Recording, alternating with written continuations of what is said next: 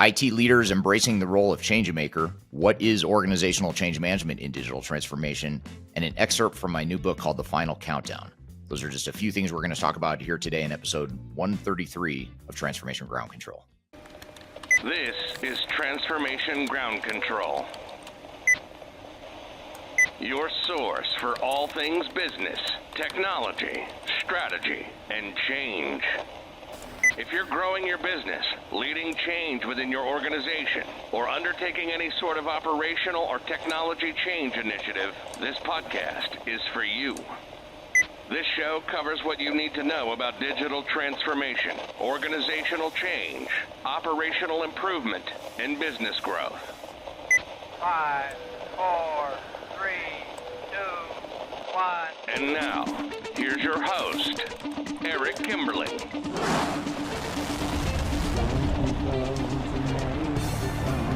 Hello, welcome to Transformation Ground Control, episode number 133. My name is Eric Kimberling, here with Kyler Cheatham. Kyler, welcome to the show. Thanks for having me. Excited for today's episode, as always. Yeah, thank you for being here. Great show planned for you today. Again, my name is Eric Kimberling. I'm the CEO of Third Stage. Kyler is part of Third Stage as well. Third Stage Consulting is an independent consulting firm that helps clients throughout the world reach their third stage of digital transformation success. And this podcast has everything to do with digital transformation, including the people, process, technology, and strategy sides of change.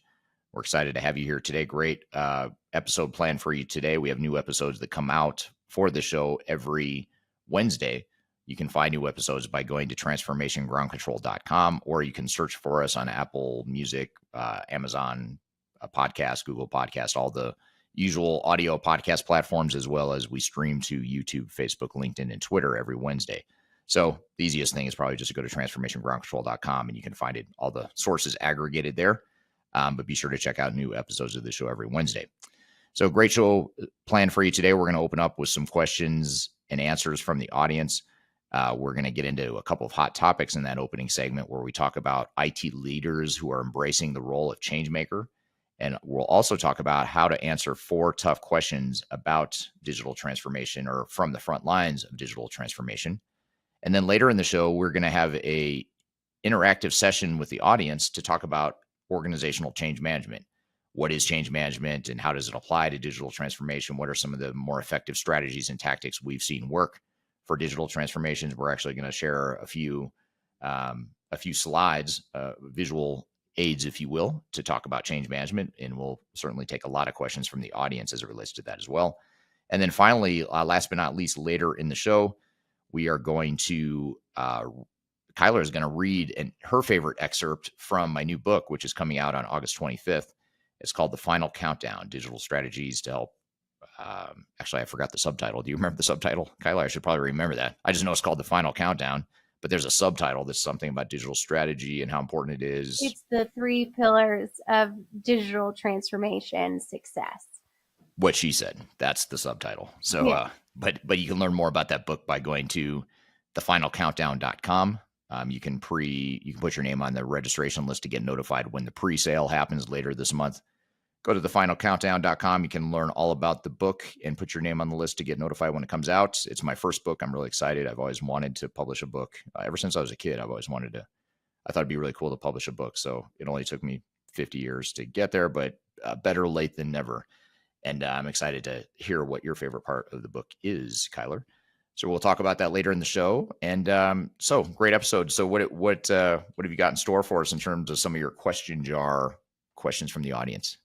Absolutely. So we've had some great questions from the audience specifically this week. And if you are new here or you'd like to post a question with hashtag #AskEric, you can do that on any of his social media channels or our Third Stage brand channels as well. These questions specifically are from his YouTube channel and TikTok. We had a lot of action happening on TikTok this week. So if you don't follow Eric, it's some great kind of bite-sized pieces of content to really learn about digital transformation. So let's pick some out of my jar here. Okay. This one is from your TikTok channel. So how do you differentiate digital transformation from digital modernization? I hear both phrases used these days. Yeah, it's interesting how caught up in words we get. I've noticed some comments on social media lately that words matter, and actually I've been criticized at times for using words interchangeably, and I know that's sometimes a weakness of mine. I interchange words or sort of lump a bunch of concepts into one bucket and interchange them. So I understand that can be confusing, or not everyone agrees with that. But in my opinion, when you think about digital transformation versus modernization, I think, if I were to slice hairs a bit, I would say digital transformation is focused more on a broader business transformation that includes technology, whereas digital modernization is more focused on modernizing systems. And so I guess, I would argue that one can and should lead with the business. The digital transformation is going to lead more with the business needs, whereas digital modernization or IT modernization is more focused on modernizing systems and leading with the technology. I tend to have a bias toward the former, digital transformation leading with the business. I think that's generally more effective in terms of getting business value and ensuring a project stays on track and stays focused. Whereas I worry, or I see too often, IT modernization efforts that get caught up in just focusing too much on technology without a bigger picture connection, or without a connection to a bigger picture view of what the organization is trying to accomplish. So I'd say there's a slight difference, but at the end of the day, you have to define whether it's IT modernization, digital transformation, whatever you want to call it, you have to define what that means for your organization and prioritize accordingly. So I guess that's a long way of saying, in my opinion, it doesn't matter what you call it what you want it to be for your organization and define it accordingly. Yeah, right. Owning those words, which actually you talk a lot about that in your book, how the words actually have to match the culture.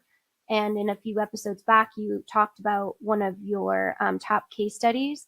And it reminds me of when you said that you had this big, complex client that was really averse to the word change management. So yes, words do matter, but what really matters about them is not so much how someone says them on the internet, like Eric, but how you identify them as an organization, right? What do they mean to you?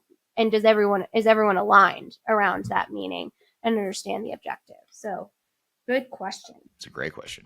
This is a really good question. And I'm interested. I always like questions that I'm like, I have no idea how I would answer that. So that it always excites me to hear that. So this is a good question about specifically on your software vendor contracting videos on YouTube. When do companies pay vendors, and how do they know what they're actually getting?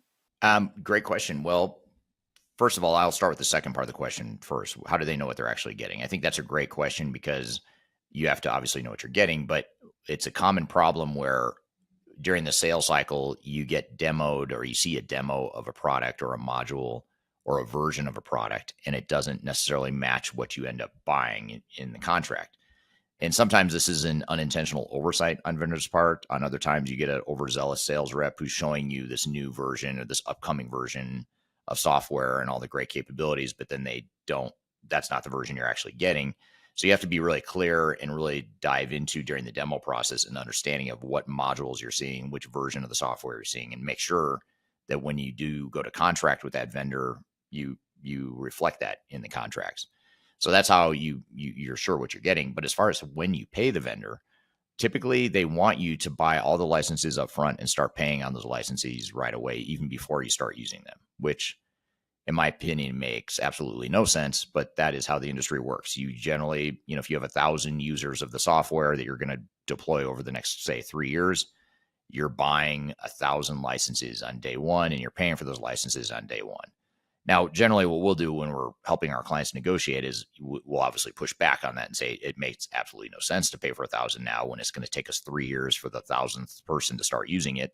So let's, buy this in more incremental phases. And by the way, we want you to lock in the pricing that you've offered us today. We want you to lock in the pricing for all 1,000 users. Let's just say that's the number for all 1,000 users over the next 3 years, but we're going to incrementally buy those. And you can even set the milestones up front if that makes the vendor feel better or gets them to agree to it.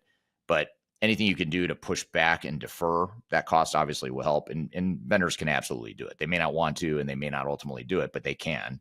It's just a matter of whether you can convince them to. They don't lose money by doing it. They just don't make as much money up front. And sales rep are commissioned, I believe, more heavily on the upfront sale than they are sort of the ongoing additions of licensees. So that's part of the pushback you get, is you get a sales rep who has a lot of commission to make on this deal.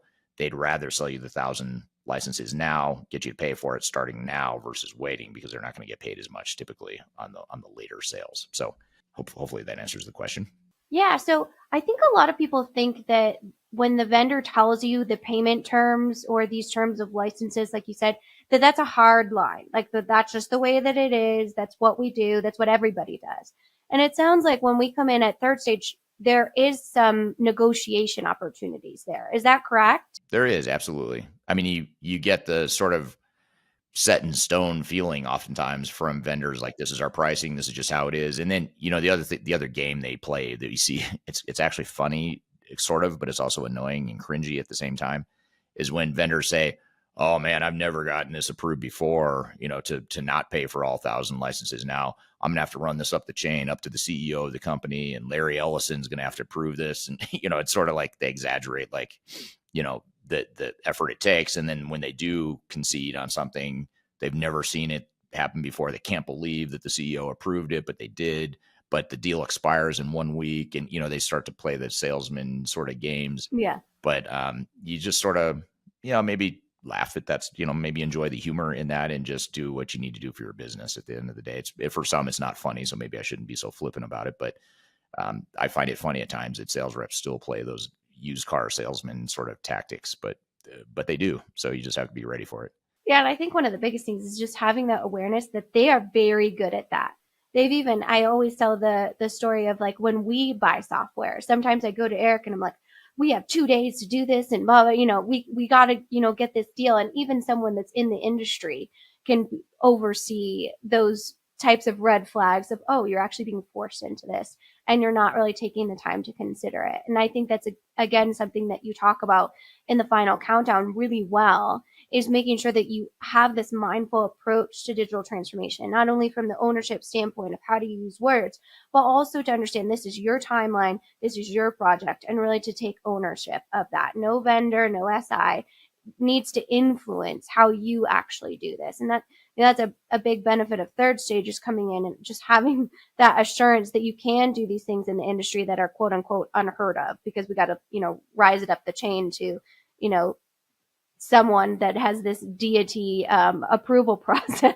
Right. So I think that's just something that's a huge misconception in the industry, and a great reason, again, to kind of read through Final Countdown when you are going through these types of projects. Yeah, absolutely. Yeah, you have to sort of set your own tempo. Like if they're telling you you've got 3 days to decide and it's going to take you 4, then take 4. Don't you artificially decide you're going to do it in 3 just because a vendor's telling you to.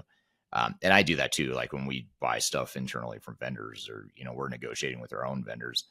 When I get those time-based things, you've seen me, and I think you've probably been frustrated by it at times, Kyler, because you're caught in the middle. But I'm saying, oh, they want a decision in 3 days. Well, it's going to take me 4. Go back and tell them 4 days, just to not to be a pain, but just to make it clear that you are setting the tempo, not the software vendor. This is our business. We're going to do what we need to do. And guess what? I don't know that I've ever seen a vendor walk away and say, well, I told you 3. Yeah. You waited till day 4, deal's gone, deal's off the table. They'll make a big deal, a big stink about it, but usually they'll end up going back to whatever they initially offered you. Yeah, I can confidently say you might be the one person in my personal and professional life that I have never seen influenced by an outside party. I've never even seen you sweat about it.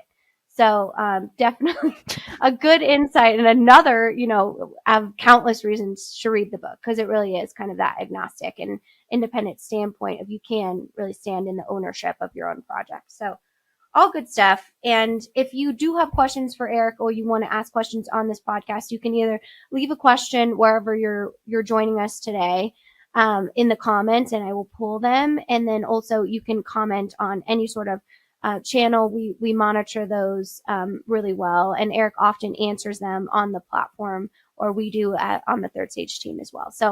So we've got more questions in here for next week, and definitely feel free to leave your questions here in the comments or wherever you're viewing our content. So thank you so much for those great questions. They're very thought-provoking and really important to talk about lifting the veil of transparency in the industry. Absolutely. And if there's a question you want us to answer, you could leave it right now in the chat. You're listening to the podcast, but if you drop it in the chat now, it'll end up in the question jar soon enough. Kyler's pretty diligent about pulling those in as they come in. So love to get the audience questions. It always makes it fun and engaging, and they're quite frankly great questions that oftentimes I've never been asked or never really thought about. So it's great to get those questions. Well, good. Well, we're going to take a quick break. When we come back, we're going to get into some hot topics. We're going to cover two hot topics in particular. We're going to talk about how IT leaders are embracing the role of change makers. And we're also going to talk about how to answer 4 tough questions from the front lines of digital transformation. And then later, after we get into those hot topics, we're going to have a whole segment on what is organizational change management and how can we apply it to our digital transformations, what works, what doesn't work, what are the things you should be thinking about, all that good stuff.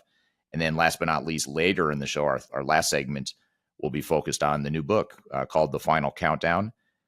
And Kyler's going to read us an excerpt from her favorite part of the book. So I'm excited for that. And by the way, you can learn about the new book at thefinalcountdown.com. And if you're wondering, yes, it was named after the rock and roll song, The Final Countdown. So you're welcome for getting that song stuck in your head for the rest of the day. Welcome to my world. Ever since I named it that, now I always randomly get The Final Countdown stuck in my head. So I just want to share the joy and the pain of that situation. So stick around for that. We're going to read an excerpt from that book. And in the meantime, we'll take a quick break. We'll be right back with more Transformation Ground Control. Well, I know I'm going to be the man who wakes up next to you when I go out. Hi, this is Eric Kimberling, your host here on Transformation Ground Control. I want to personally invite you to our upcoming Stratosphere 2023 event. It's a conference that we host every year. It's a tech agnostic conference. Features a number of independent technology agnostic speakers, both from Third Stage Consulting as well as from outside our company.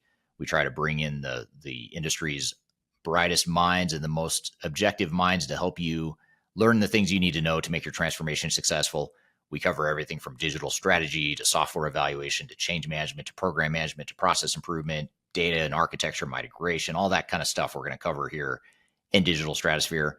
It's going to be October 4th, 5th, and 6th in Denver, Colorado. I'll be there. Kyler will be there, our co-host here on Transformation Ground Control, as well as others will be there. So be sure to check us out. We'll also have great opportunities for networking, for peer networking, as well as networking with speakers.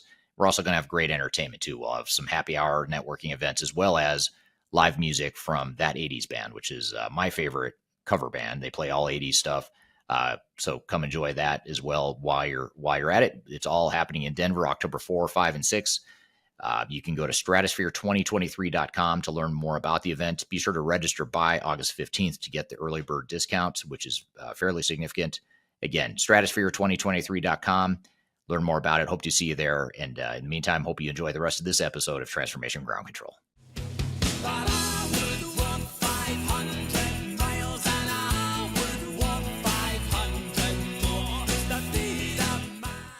Hello, welcome back to Transformation Ground Control, episode number 133. My name is Eric Kimberling here with Kyler Cheatham. We're both from Third Stage Consulting and your host today on today's episode of Transformation Ground Control. You can find new episodes every Wednesday on LinkedIn, YouTube, Facebook, and Twitter, as well as audio podcast platforms throughout the world. And or you can just go to transformationgroundcontrol.com and see all those different sources of watching or listening on one single place. So, you've got a couple hot topics here for us, Kyler. What have you got in store for us? Yeah, so I wanted to talk a little bit about IT leaders embracing change.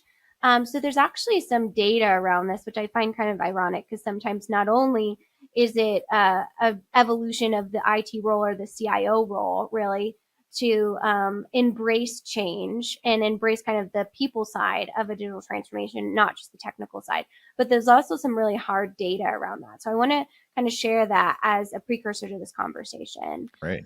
So 85% of CIOs agree in this study that CIOs are becoming a true change maker, increasingly leading business and technology initiatives. So, that's a pretty high percent of that role.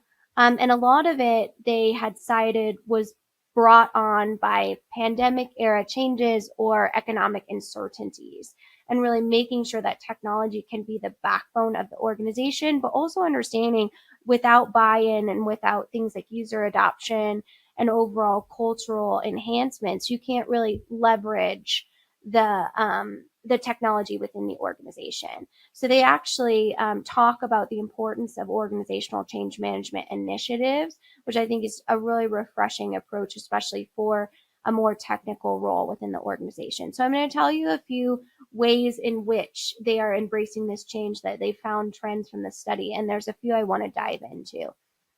So the first is leading by example. And obviously this is showcasing when you have a new technology, embracing as the leader or the CIO or the IT leader that change management is important, and setting those expectations for measurement and implementation on the actual change side as opposed to just the technical pieces and the testing.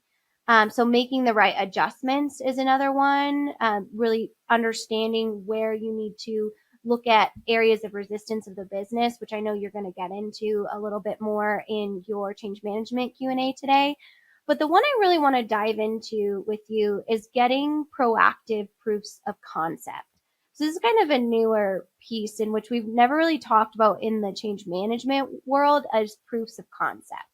So they talk about pilot projects and turning particular business problems and making the benefits well orchestrated on a more micro level so that you're able to create this buy-in for a bigger technology implementation. And the actual case study they give here is a COVID-induced supply chain disruption and the business needs for better direction to make decisions in dealing with change cost structures as commodity prices soared, right? So you talked a lot about that in your content during the COVID-19 pandemic of how do you make sure you diversify your overall portfolio for supply chain in making sure that you have more than one place to get vendors in case you do see these surplus of price changes. So what this case study referenced is they went to the business leaders and the subject matter experts and said, hey, we have this problem. What should we do? And they created this change and measured the results through just the supply chain area so they could use that as a proof of concept to look at other either best of breed systems or bigger core ERP systems. So I wanted to kind of get your feedback on kind of that micro proof of concept to showcase the ability of the organization to change, to get over any resistance that might be, brewing for a bigger change in the organization, to say, hey, we actually did this on a smaller micro level, and these were our results. Getting in front of any of those areas in which might birth fear or disruption for a bigger technology implementation. So what are your thoughts on that? I think it's smart, and we've seen it work really well with some clients that have done that. I think it's a lot like you think about like athletes and how they train for a big game or a match. They don't just go in and compete in that game. There's a lot of scrimmages and practices and just perfecting plays and learning the playbook and practicing and getting those small wins so that by the time they take the field or start the match or the game, they're ready to perform. And it's the same thing with an organization, but organizations have that mindset that we're just gonna, do all the, behind the scenes prep work and then just jump into game day and it's gonna be fine. But I think having those incremental smaller wins to build that momentum can build organizational confidence to where you start to feel confident that, oh, okay, we can change. Yeah, we had some pain points and hiccups and it was difficult, but we got through it. We got results. Here are the results. Now let's try something bigger. And you have a lot more confidence when you do that than if you just jump straight into a massive change that, you haven't been through a change of any significance in years or decades. So I think especially if you're a slower moving or risk adverse organization, that could be even more powerful for you in that case. So I think it's a great idea. Absolutely. It's so funny that you compare that to athletics because I was actually thinking this weekend, again, big nerd alert, when we were watching one of the U.S. gymnastics classics with Simone Biles, who obviously is a very decorated, the most decorated gymnast of all time. And she talked about her comeback. She won the meet this weekend at 26 years old, which is, elderly for a gymnast athlete. Right.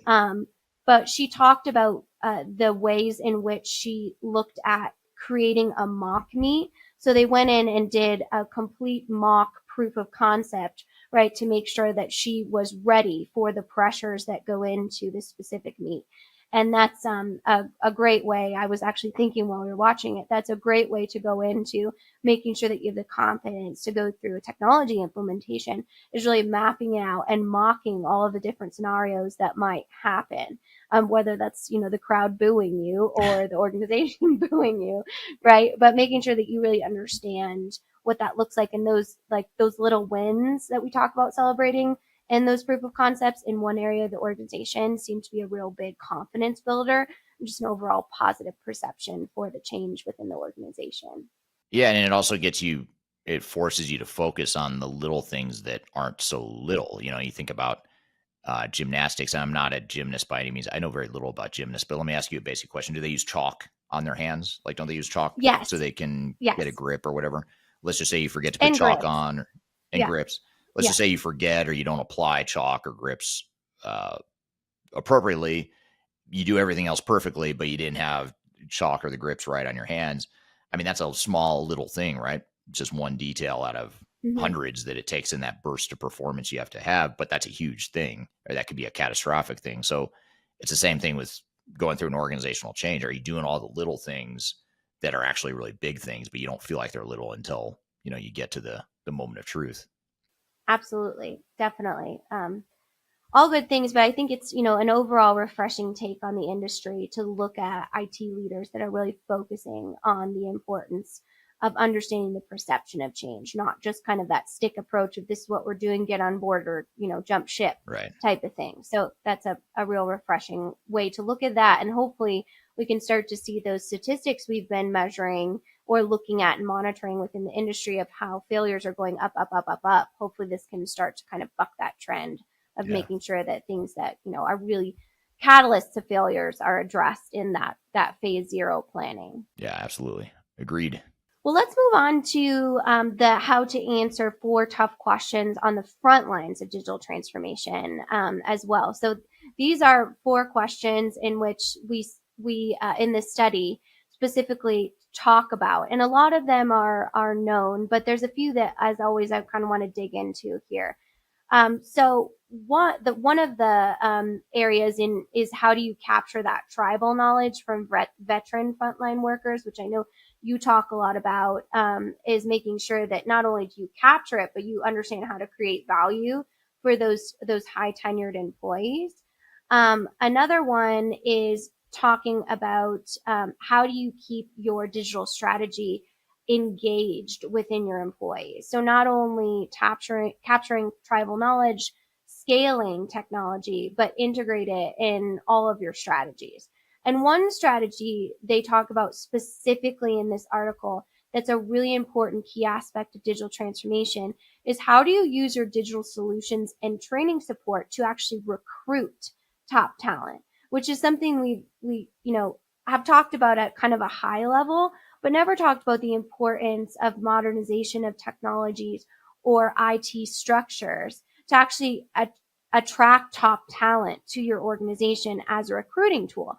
So I thought that was a really interesting overall tactic in looking at the front lines is how do you create that user experience that actually attracts talent to your organization through a digital transformation. So I wanted to get your take on that, as it's not a way that we've really ever kind of looked at digital transformation. Usually it's about operational efficiencies, ROI, maximizing value of technology internally, but not onto the outside looking in. How do you actually use it as a recruitment tool, which I think is an interesting perspective.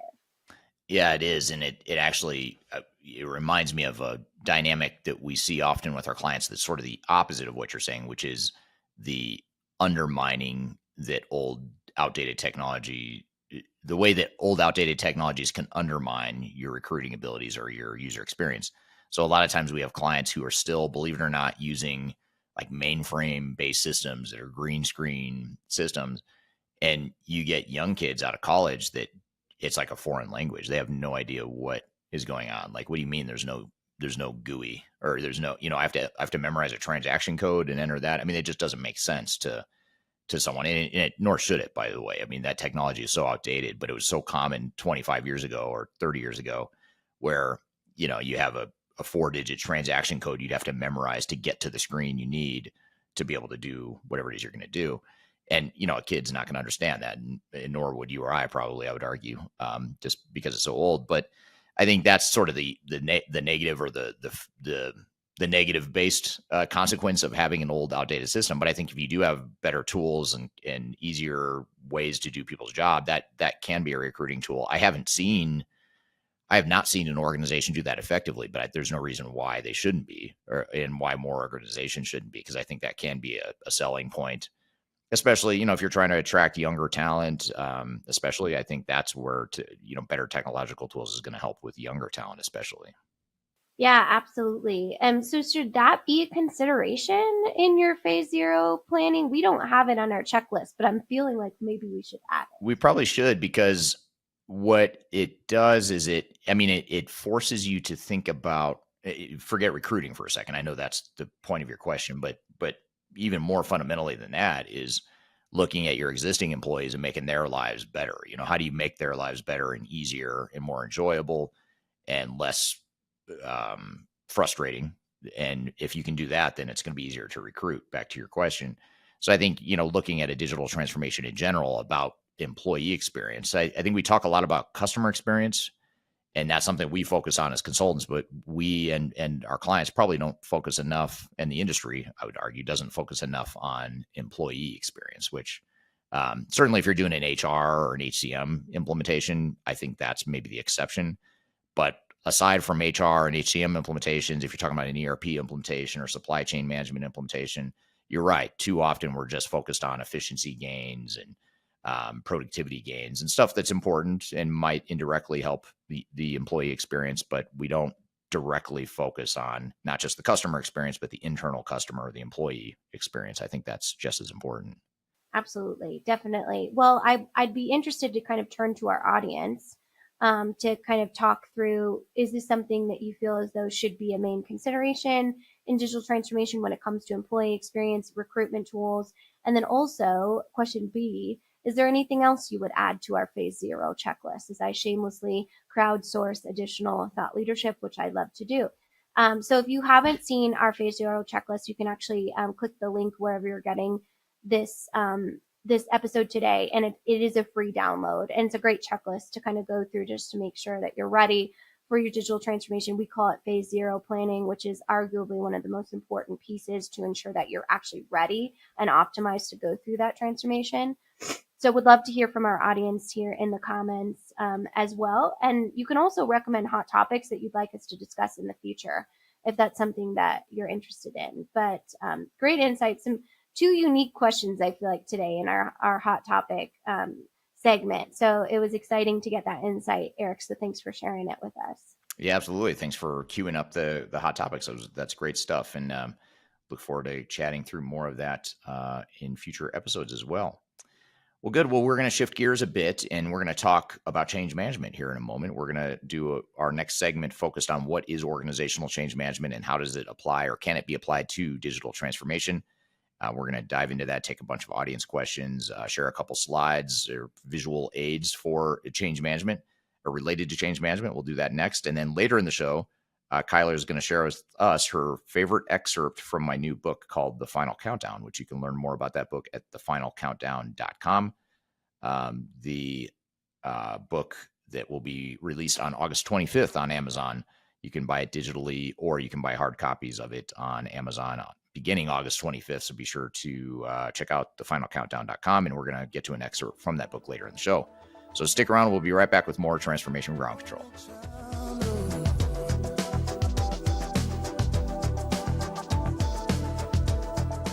Interested in working for a company that truly values your unique skills and experience? Here at Third Stage, we don't hire based on resumes alone. We look at the full candidate, experience, and willingness to provide excellent service for our clients. Within a technology, independent, and agnostic consulting firm, you have the opportunity to learn across industries with a diverse group of clients. Our consultants also have the opportunity to diversify their portfolio and learn across technology systems. If you're interested in joining a high-growth entrepreneurial organization, please reach out to us at work@thirdstage-consulting.com. We're never gonna survive unless we get a little Hello, welcome back to Transformation Ground Control, episode number 133. My name is Eric Kimberling here with Kyler Cheatham. You can find new episodes of this show every Wednesday on YouTube, LinkedIn, Facebook, and Twitter, as well as audio podcast platforms throughout the world. You can also just go to transformationgroundcontrol.com to find whatever platform you want to watch or listen to the show on. New episodes every Wednesday. So we thought it'd be great to have a conversation about change management. We had our change management episode, which was released a few weeks ago. That was sort of pulling in the best interviews from the world of change management. Great episode, by the way. If you haven't checked that out, go back and look for the change management episode. It was probably, I should probably know or have it in front of me, but I think it was probably 6 or 8 weeks ago we did that episode. You can go back and watch that. It's a great one.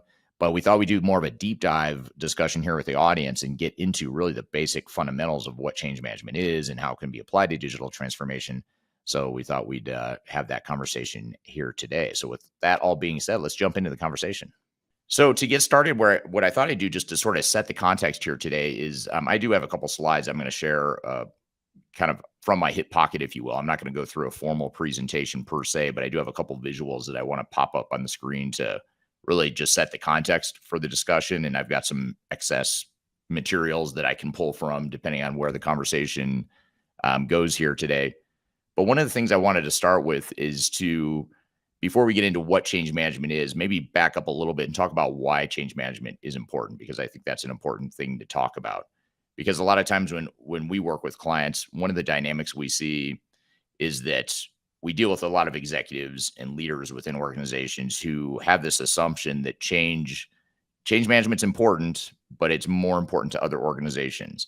For their own organizations, oftentimes executives and leaders have this false assumption that change isn't going to be that difficult because our team is ready for change. We hear this all the time from our client base. Our team is ready for change. Change is difficult for other organizations, but for us, it's not going to be difficult because our processes are so broken and people recognize the need for change. Our systems are super outdated and people are frustrated with the technology and they're ready for change. And so while those statements may be true, what ends up happening oftentimes is organizations falsely believe that because people are quote unquote ready for change, or they think they're ready for change, that the change management itself is going to be easy, and it's going to be easier than most other organizations. And one thing I want to do is, and this is a good visual that I want to pop up here on the screen just to show why that's not true and what some of the things are to think about as it relates to change management and really the need for change, is this concept here that I'm putting in front of you. Some of these common challenges that organizations have from a people perspective is that there's two different types of resistance to change or change management challenges. There's what I would call the intentional resistance to change. And this is where, you find people on your team that are flat out trying to sabotage the project. They don't want the change. They don't believe in the change. They're not bought in at all. They don't like the idea of change. And therefore they're going to push back and resist in their own way, whatever that manifests itself in. And that's, quite frankly, is pretty rare. You don't see a lot of that in most organizations. You don't have, large pockets of people that are flat out intentionally resisting change. You have some of it. I mean, every organization has a little bit of that, but usually it's manageable and organizations can overcome that. What I would say this is the most dangerous, the most difficult change to navigate is the more common and the more subtle type of resistance to change, which is essentially the other three buckets that you see on your screen here: the unintentional resistance, the misunderstanding, misalignment. Those are the three real root causes of significant resistance to change. And unintentional resistance is oftentimes hard to see because on the surface, people want change typically when you're going through an organization. But when you start to peel back the onion and you start to get into the details of what change means and how it's going to manifest itself within your organization and how it's going to impact individuals within your organization, that's where people start to push back, or they start to panic a little bit. They start to have fear, uncertainty, and doubt. They start to question the types of changes. They start to find problems or potential issues or perceived issues with the types of changes that are being rolled out to the organization. And as you get into those details, as the transformation progresses, that's where the biggest source of resistance comes from. And usually leaders don't see that coming. It's almost like the iceberg theory. They see a tip of an iceberg. They might see a tiny little bit of resistance to change in that in that intentional resistance that I talked about, but they don't see all the stuff below the surface, the real base of the iceberg. They don't see that. Because on the surface, the tip of the iceberg, they see people that want change, they're on board, they're excited about it, they recognize the need for change. But then as the project progresses, that's where the lower hidden parts of the iceberg reveal themselves. And so that unintentional resistance is what organizations really have to be careful of.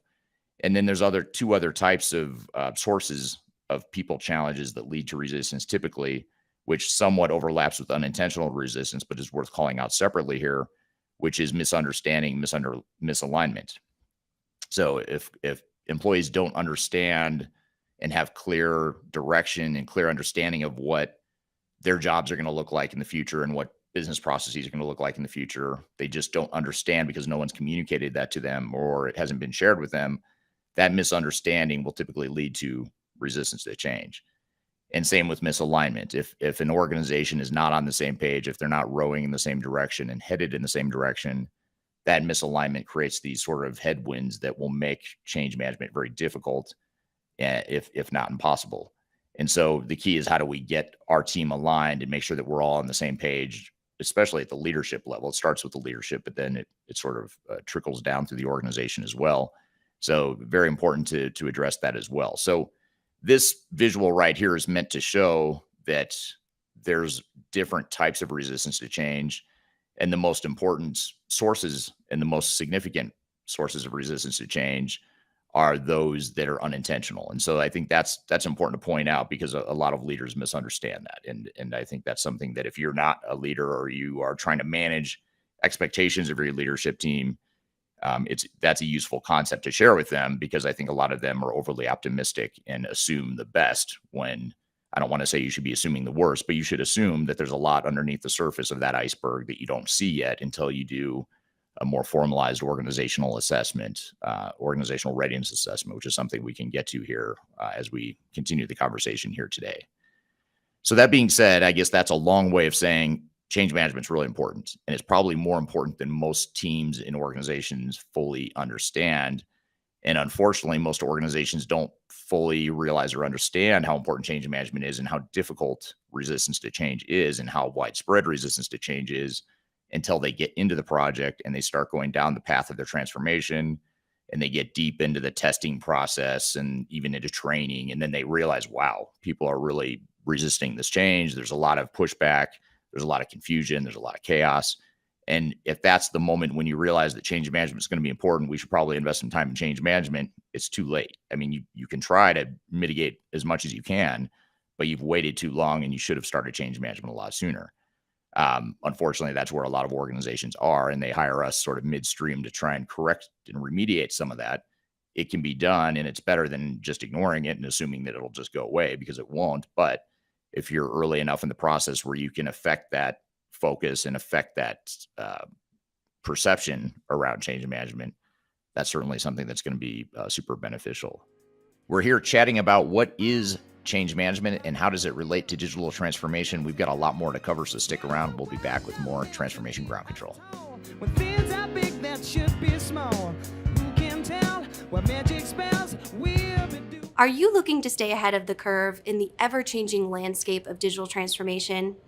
Then you need our newly released 2023 Digital Transformation Report. This comprehensive report covers the latest trends, technologies, and strategies to ensure your digital transformation is optimized for success. The 2023 Digital Transformation Report is packed full of proven methodologies and insights from experts in the independent digital transformation field. You'll also receive practical insights on how to implement digital transformation strategies within your unique organization.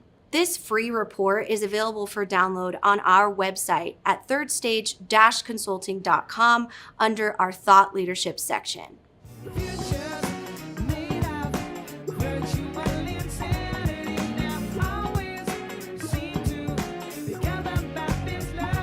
Hello, welcome back to Transformation Ground Control, episode number 133. You can find new episodes of this show every Wednesday by going to transformationgroundcontrol.com.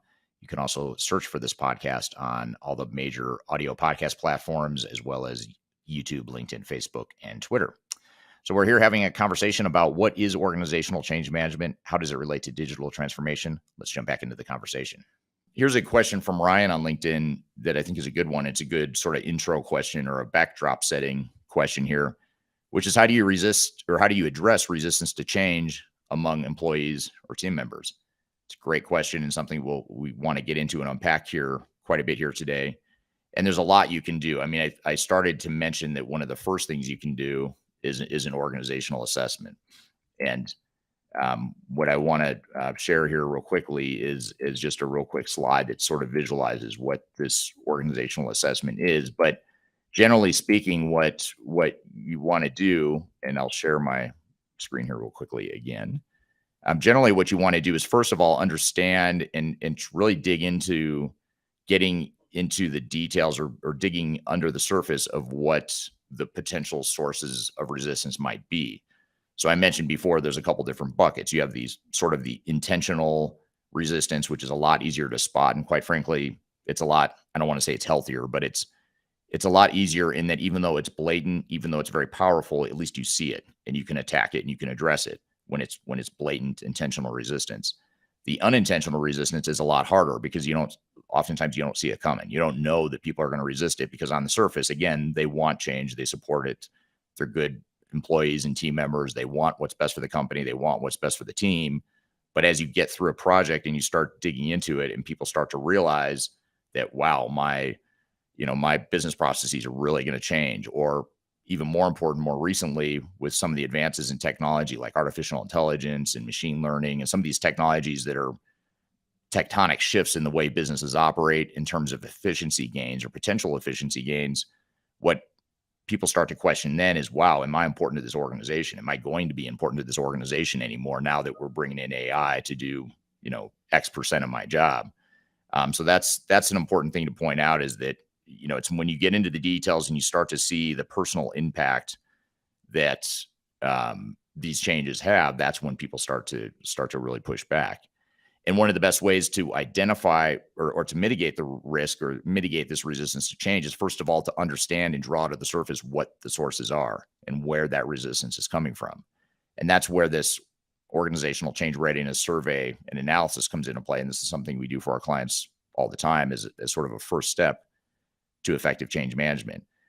And this is where we use quantitative surveys and qualitative focus groups within the organization to capture information around the culture of the organization, past experiences with changes, just the maturity levels of the organization, the general operational efficiencies and the processes, and just really understanding the lay of the land of really benchmarking the organization as a whole to other organizations we've worked with, but also even just benchmarking different departments or different locations within the same organizations to one another to see how they compare to one another and to see where we think the pockets of resistance might percolate. And so if we can do that and we can really dig in and understand and predict where resistance to change is likely to come from, then we can be more proactive in creating that change strategy and plan. And so to answer Ryan's question about how do you address all this stuff, a lot of it depends on what you find in this organizational assessment. So just to give you a couple examples, if you go through this organizational assessment, and let's just say that you come to the conclusion that communication between different departments is broken. It's just not a collaborative organization. Departments generally don't talk to one another. There's breakdowns, data silos, that sort of thing. I think a lot of you could probably relate to that because a lot of organizations have that problem.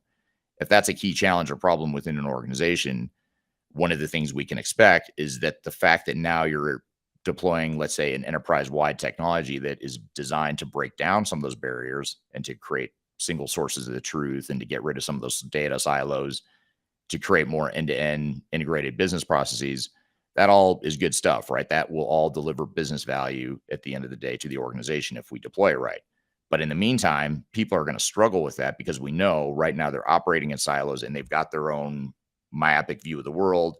Now we're asking them to look at end-to-end business processes and to break down some of those silos. And again, getting back to the point of intentional versus unintentional resistance, on the surface, most people probably won't push back on that concept. They'll agree that that makes sense. That's good for the business. That's good for us as a team, et cetera. But when you start digging into the details of what that means and how the technology is going to change your job and how now other people are affecting or affected by your own day-to-day jobs, that just creates anxiety. It creates uncertainty as to what that looks like. Now that we have, for example, now that we have end-to-end integrated processes and those data silos are gone, that could create a perception, or that could create a feeling for me personally. Let's just say I'm part of the change. That could create a feeling of, hey, my job is suddenly less important because now we've got automation of processes, we've got integrated processes, the data silos are gone. All that stuff that I had in my head with tribal knowledge and all the heroics I used to do my job before, suddenly that stuff isn't as important anymore because we've got technology now to do our jobs or to help us with our jobs more effectively. Again, we probably recognize that's best for the team, best for the organization, but for us personally, there's some questions around what that means to us individually.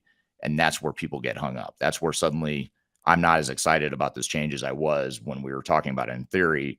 Now that you're telling me that the process is going to change that much and things are going to be disrupted in that way, in the short term especially, suddenly I'm not quite as excited about that, and I might not support the change as much. Here's I want to show you a visual graphic here that sort of summarizes or illustrates this point a little bit more.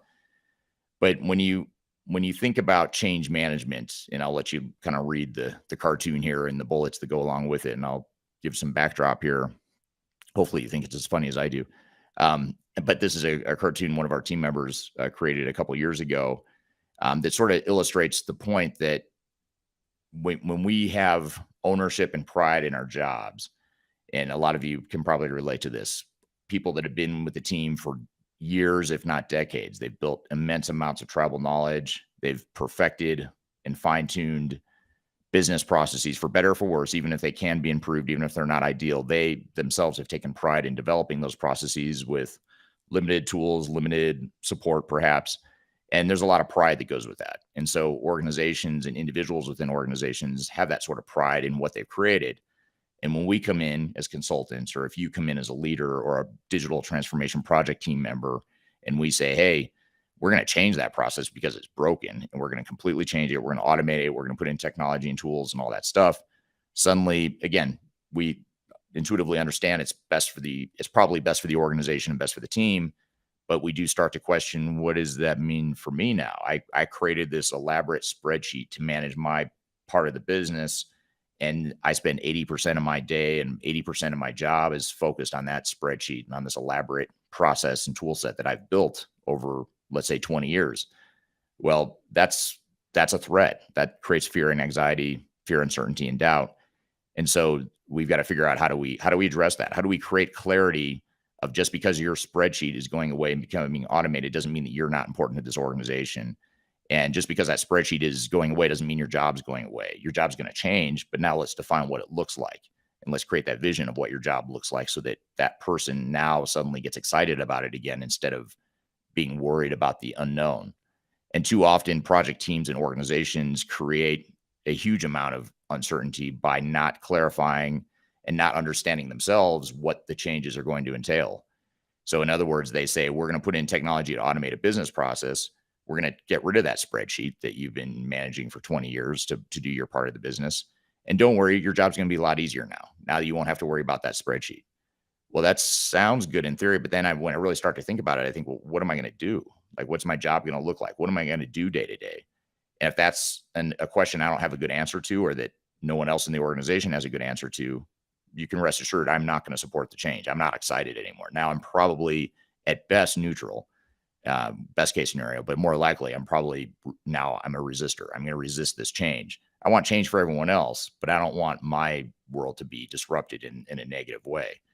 And so that's the way we have to really understand sort of the psychology of how organizations operate and how people think, because that's an important part of it. So that's the key: change readiness, uncovers some of these sources of resistance. Once you've done the change readiness, then you can get a little bit more prescriptive about what the different types of changes or change management tactics can be used to address those things. So here's an interesting comment from Adnan on LinkedIn. I think managers are unable to see the hidden part of the iceberg, but leaders do. It's a great point. Interesting comment. So in other words, maybe mid-level managers don't typically see the hidden part of the iceberg, but leaders do. I think the good leaders do, but I would also caveat or maybe add to what you're saying that there are leaders that don't understand the hidden part of the iceberg. On the flip side, I've known a lot of mid-level managers that actually do understand the hidden part of the iceberg because they're closer to the front line people that actually are going to be affected or have that sort of resistance to change. So I sort of agree with you, but I think it depends on the organization. But good leaders do see it. I mean, good leaders will look underneath the surface in the tip of the iceberg. I think the really dangerous, I don't want to say they're dangerous leaders, but the dangerous behavior of leaders is to assume that I see the tip of the iceberg and I assume that's the entire iceberg. And it happens a lot. I mean, a lot of times leaders just don't understand that this is not a technology initiative and that by trying to make the business more efficient, more effective, more scalable, generating more revenue, all the positive things they're trying to do, they have to understand that there is short-term negative perceived consequences to that, and they have to address that. And they can't assume that the entire organization is going to think like them, which is to lead the organization and do what's best for the organization. They have their own self-interest to protect too. And that self-interest and that that individual fear, uncertainty, and doubt is very, very powerful, especially when you multiply it by however many employees you have. So great point and great question there. Another interesting comment here is from Cheatham from LinkedIn. Technology plays a pivotal role in this process. Take into account the perspective of the employee to enhance the overall experience.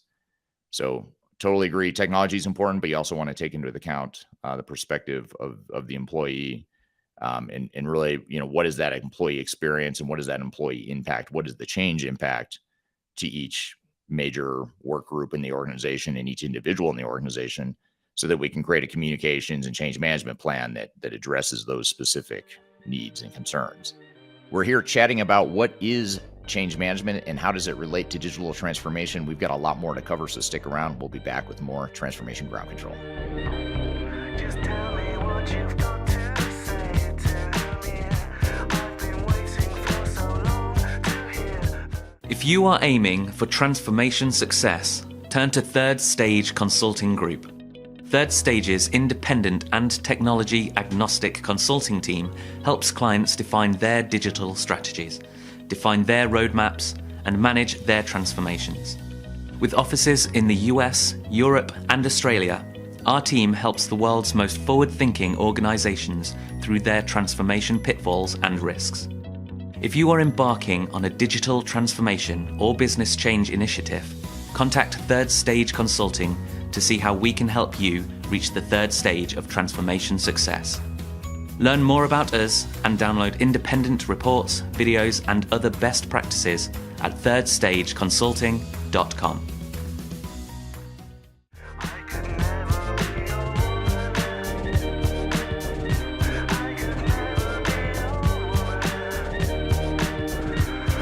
Hello, welcome back to Transformation Ground Control, episode number 133. You can find new episodes of this show every Wednesday by going to transformationgroundcontrol.com.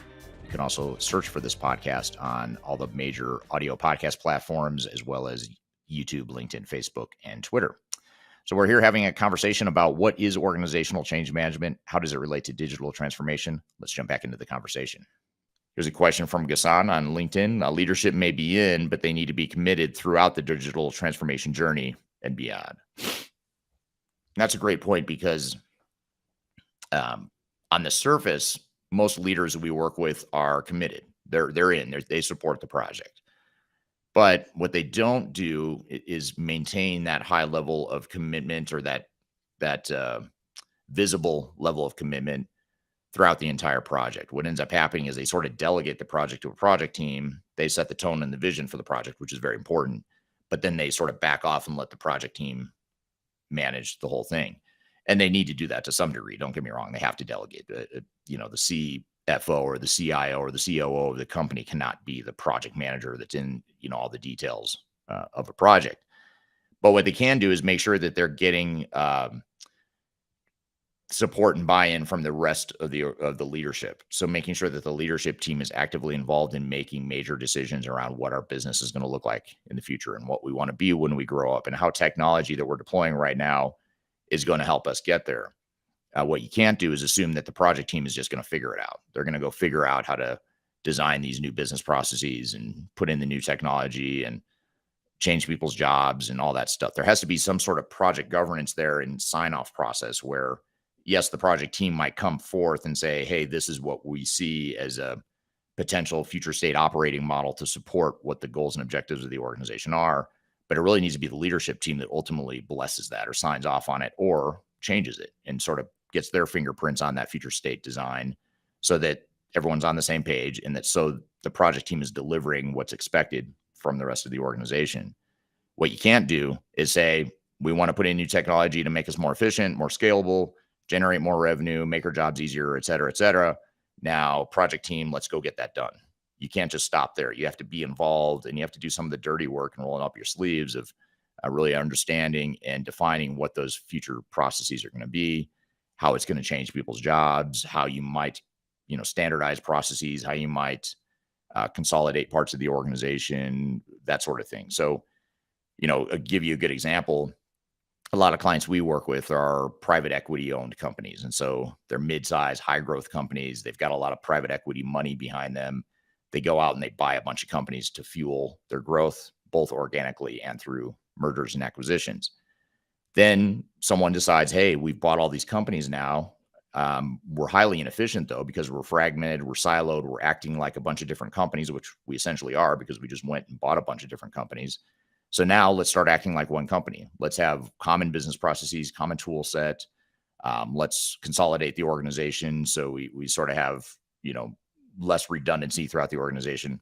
All that stuff sounds great, but those are really big changes. I mean, those are massive changes you're talking there as far as taking, let's say, 5 different accounting departments now and consolidating into one accounting department that supports the entire organization, or taking a end-to-end supply chain process that is replicated 5 different ways throughout the organization because you have 5 different companies that were acquired.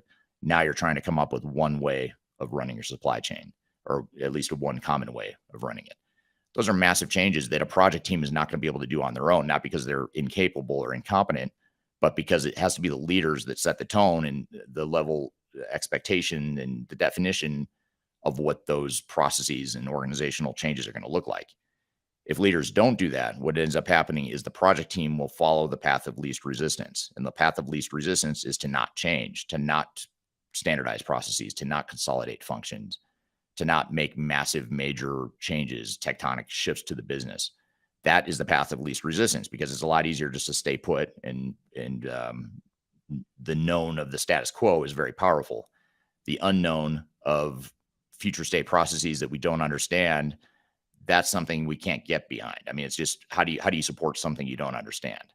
And so that's the reason why leaders have to be the ones to set that tone and be actively involved in setting that blueprint for what the future organization is going to look like.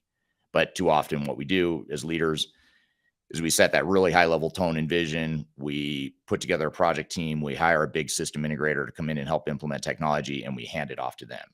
And again, if you do that, you can rest assured you're not going to get the business value you expected. And you can rest assured you're going to get a lot of resistance to change because the tone hasn't been set from the top, and the top hasn't been nearly active enough in the definition of the business processes. Here's an interesting comment that will, I think, generate a good discussion here. This is from Cheatham again on LinkedIn. Streamlining the number of tools and apps can alleviate resistance. An all-in-one digital platform would be the ideal, reducing the learning curve and fostering a collaborative workplace culture. Simplifying processes leads to smoother transitions.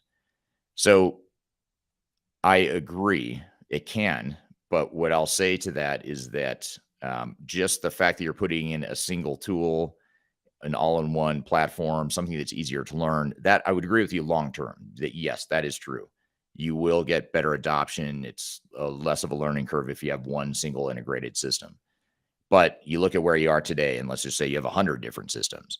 To go from 100 different systems to one, long term, again, that will probably that could benefit an organization immensely long term.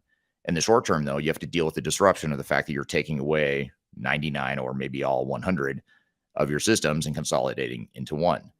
So the question then is how do you mitigate that risk? It's not enough to say that long term it's going to be a benefit and therefore people will adapt to it, because they won't necessarily. In 10 years from now, yes, maybe as you hire new people and you bring them on board, you've got those processes and technologies well established and in place, then yes, they're probably going to reap the benefits that you talk about there. But in the short term, there could be actually a potential negative benefit, which is, in other words, you're going to be less productive because you're shifting to one system.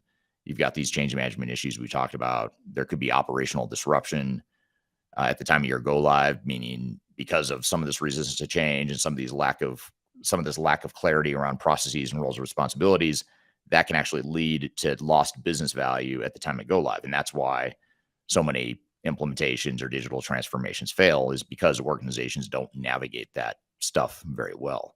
And so I agree with your statement longer term, but I think the question is, how do we bridge that gap between where we are today to that future state utopia that ultimately will be more effective and adaptable for the organization? A lot more people dropped in the chat here, by the way, where they're from. We've got additional people from Fort Lauderdale, Florida, Chicago, Illinois, Delhi, India, Germany, Vietnam, another one from Germany, Canton, Ohio, etc. So thank you everyone for joining here today. And thank you for all the great questions here. There's a ton here that I'm trying to keep up with. So thank you. Here's another interesting point from Michelle on LinkedIn. Michelle says mid-level managers have to manage up and down and have a lot on their plate. I think they understand the iceberg better. That being said, they will also be the ones to sink the project. They could be the ones to sink the project for sure.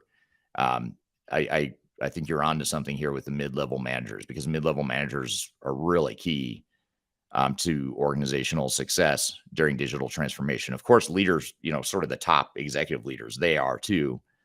They're the ones that have to set the overall tone and vision for the organization and have that clear vision and have that, what do you want to call it? The general direction and clarity of where the organization is headed. But it's really the mid-level managers that without them, none of that vision matters. The executives can define all this future state stuff all they want, but if you don't get your mid-level managers on board, involved in that process and committed to those changes, it's not going to happen, because the people below them are the ones that are going to follow their lead more so than even the overall leaders of the organization. So mid-level managers are really key to making or breaking the project. And oftentimes, leadership teams or digital transformation project teams oftentimes forget about them or neglect mid-level managers and sort of skip past it. So you really have to make sure that, you work your way down the organization, starting with the top, making sure they're aligned and have clear vision and clarity on what they want. Then you work down to mid-level managers, and then certainly your frontline employees, you want to get them aligned as well at that point. So great point and comment there. There's a chat going on here about different types of change management strategies and tactics over on the LinkedIn feed. But one of the things I'll pull out from that back and forth from Kyler on LinkedIn, she says, Dan, well said. We've seen more of a cookie cutter change management approach from vendors, which often fails. And I would agree with that. Software vendors typically have a very cookie cutter approach to change, which we all want repeatable processes and proven best practices and that sort of thing. But change management is something that's highly prescriptive. I mean, it needs, or it should be, to be effective. You need to be highly prescriptive as to what it is that you need to do to affect change within your specific organization. And not only that, but within specific parts of your organization, you're going to have different strategies and tactics you deploy throughout the organization based on what you find in your organizational assessment along the way, as well as what you see and how the organization evolves and reacts to change as you're going through a digital transformation. So cookie cutter approaches you have to be really careful of. The big software vendors and the big system integrators are notorious for coming in and saying, yeah, we've got a whole change management strategy and plan that'll solve all these problems. And really what it is software technology training. And that's great, but you're skipping past all the really important foundational stuff and just getting down to the brass tacks, which we'd all love to do, right? We'd all love just to get to the end point and just get on with it. But unfortunately, we can't do that if we want to be effective. We have to set the groundwork for leadership alignment and clarity and definition of future state operating models and work our way down through the mid-level managers. And then eventually, yes, you're getting to the end user training to show people how to use the technology to do all these new processes and new organizational roles and responsibilities that we've already worked through as part of our change management process. What one dynamic that happens a lot that you have to be careful of is when you have this training focused strategy for change management. In other words, you focus on end user training and adoption, but you don't do, I'll call it real change management. Even though training and adoption is part of real change management, it's only one dimension of real change management. But when you just focus on training and adoption, or that's sort of the primary focus of your change strategy, what ends up happening is you get to the training of your end users where you're training people in mass. And this is shortly before go live, and in a classroom setting or in a user adoption and in a training sort of a setting, you start to get people that start freaking out, for lack of a better word. That's a technical term that I like to use. The organization freaks out. The frontline employees freak out because now they see that this is a massive change. This is a lot different than the way we do things today. And back to the spreadsheet example, that elaborate spreadsheet that I've been using for 20 years to do my job. And I created that spreadsheet, by the way. You're telling me now that's going away. And now I've got to use technology to do that job. Or now, even worse, in the short term for me personally, you're telling me that technology is going to automate a big part of my job. Well, what in the world does that mean? I mean, what does that mean for me? What does that mean for my value to the organization? And why would I get behind this when I'm really, you're asking me to support something that's going to hurt me in the short term? I'm speaking as someone who perceives it that way, of course. So that's the sort of dynamic you have to work through, because that you don't want that to happen in a training pre-go live environment where you're 30 days or whatever, 60 days away from go live. You go do some end user training and people start freaking out.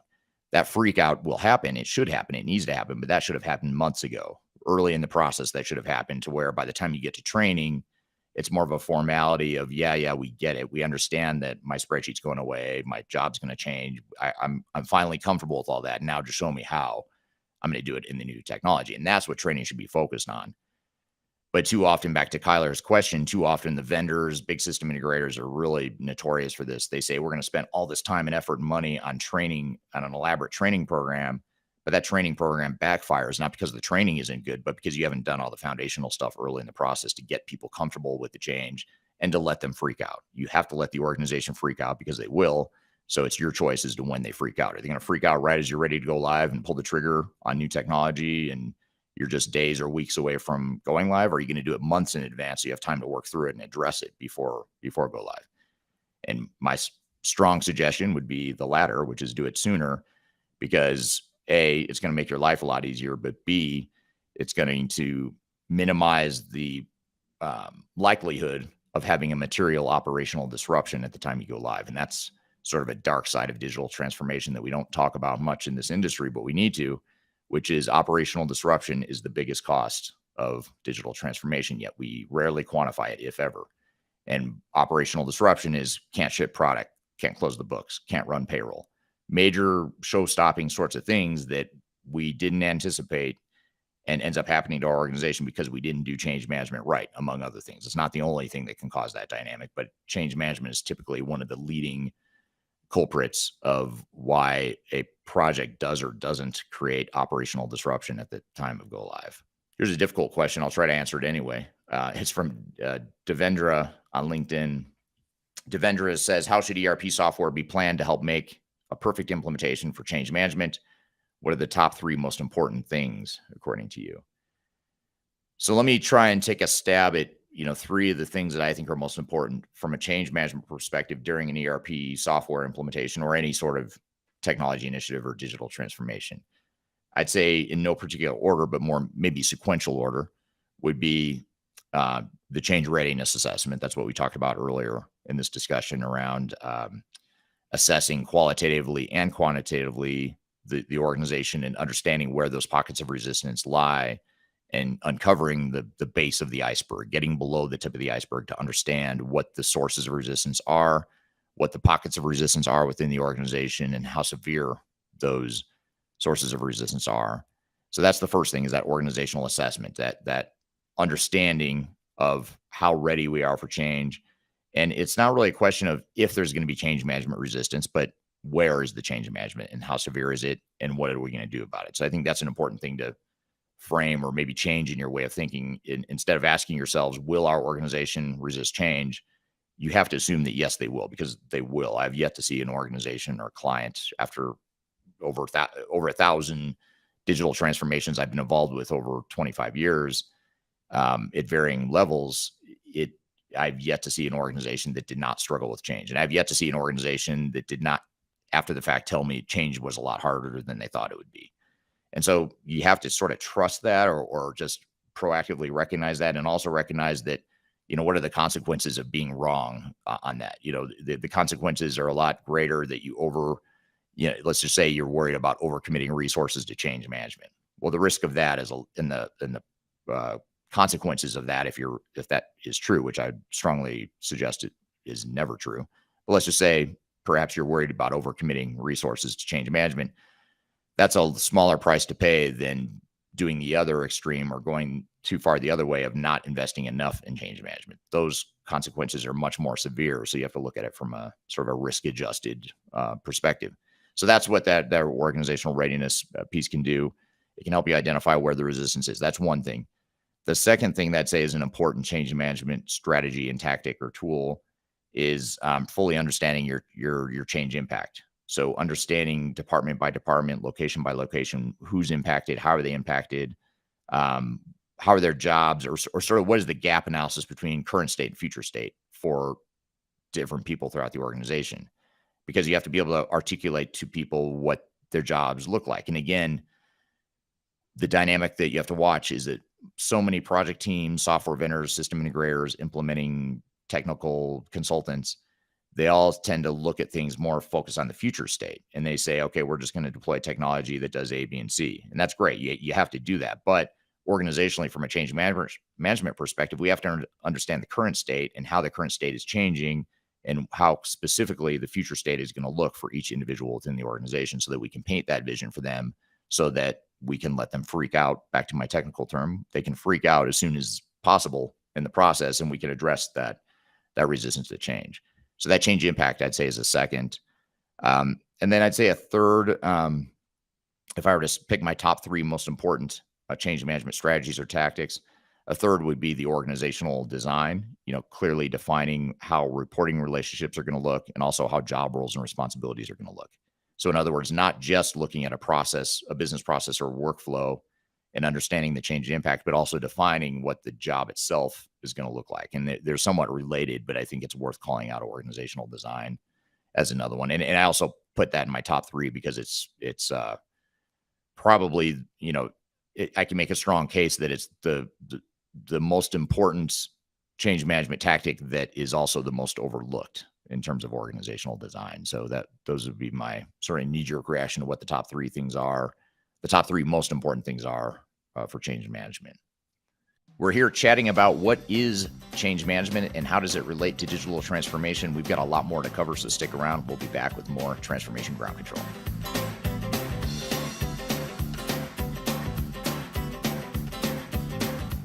Interested in working for a company that truly values your unique skills and experience? Here at Third Stage, we don't hire based on resumes alone. We look at the full candidate, experience, and willingness to provide excellent service for our clients. Within a technology, independent, and agnostic consulting firm, you have the opportunity to learn across industries with a diverse group of clients. Our consultants also have the opportunity to diversify their portfolio and learn across technology systems. If you're interested in joining a high-growth entrepreneurial organization, please reach out to us at work@thirdstage-consulting.com.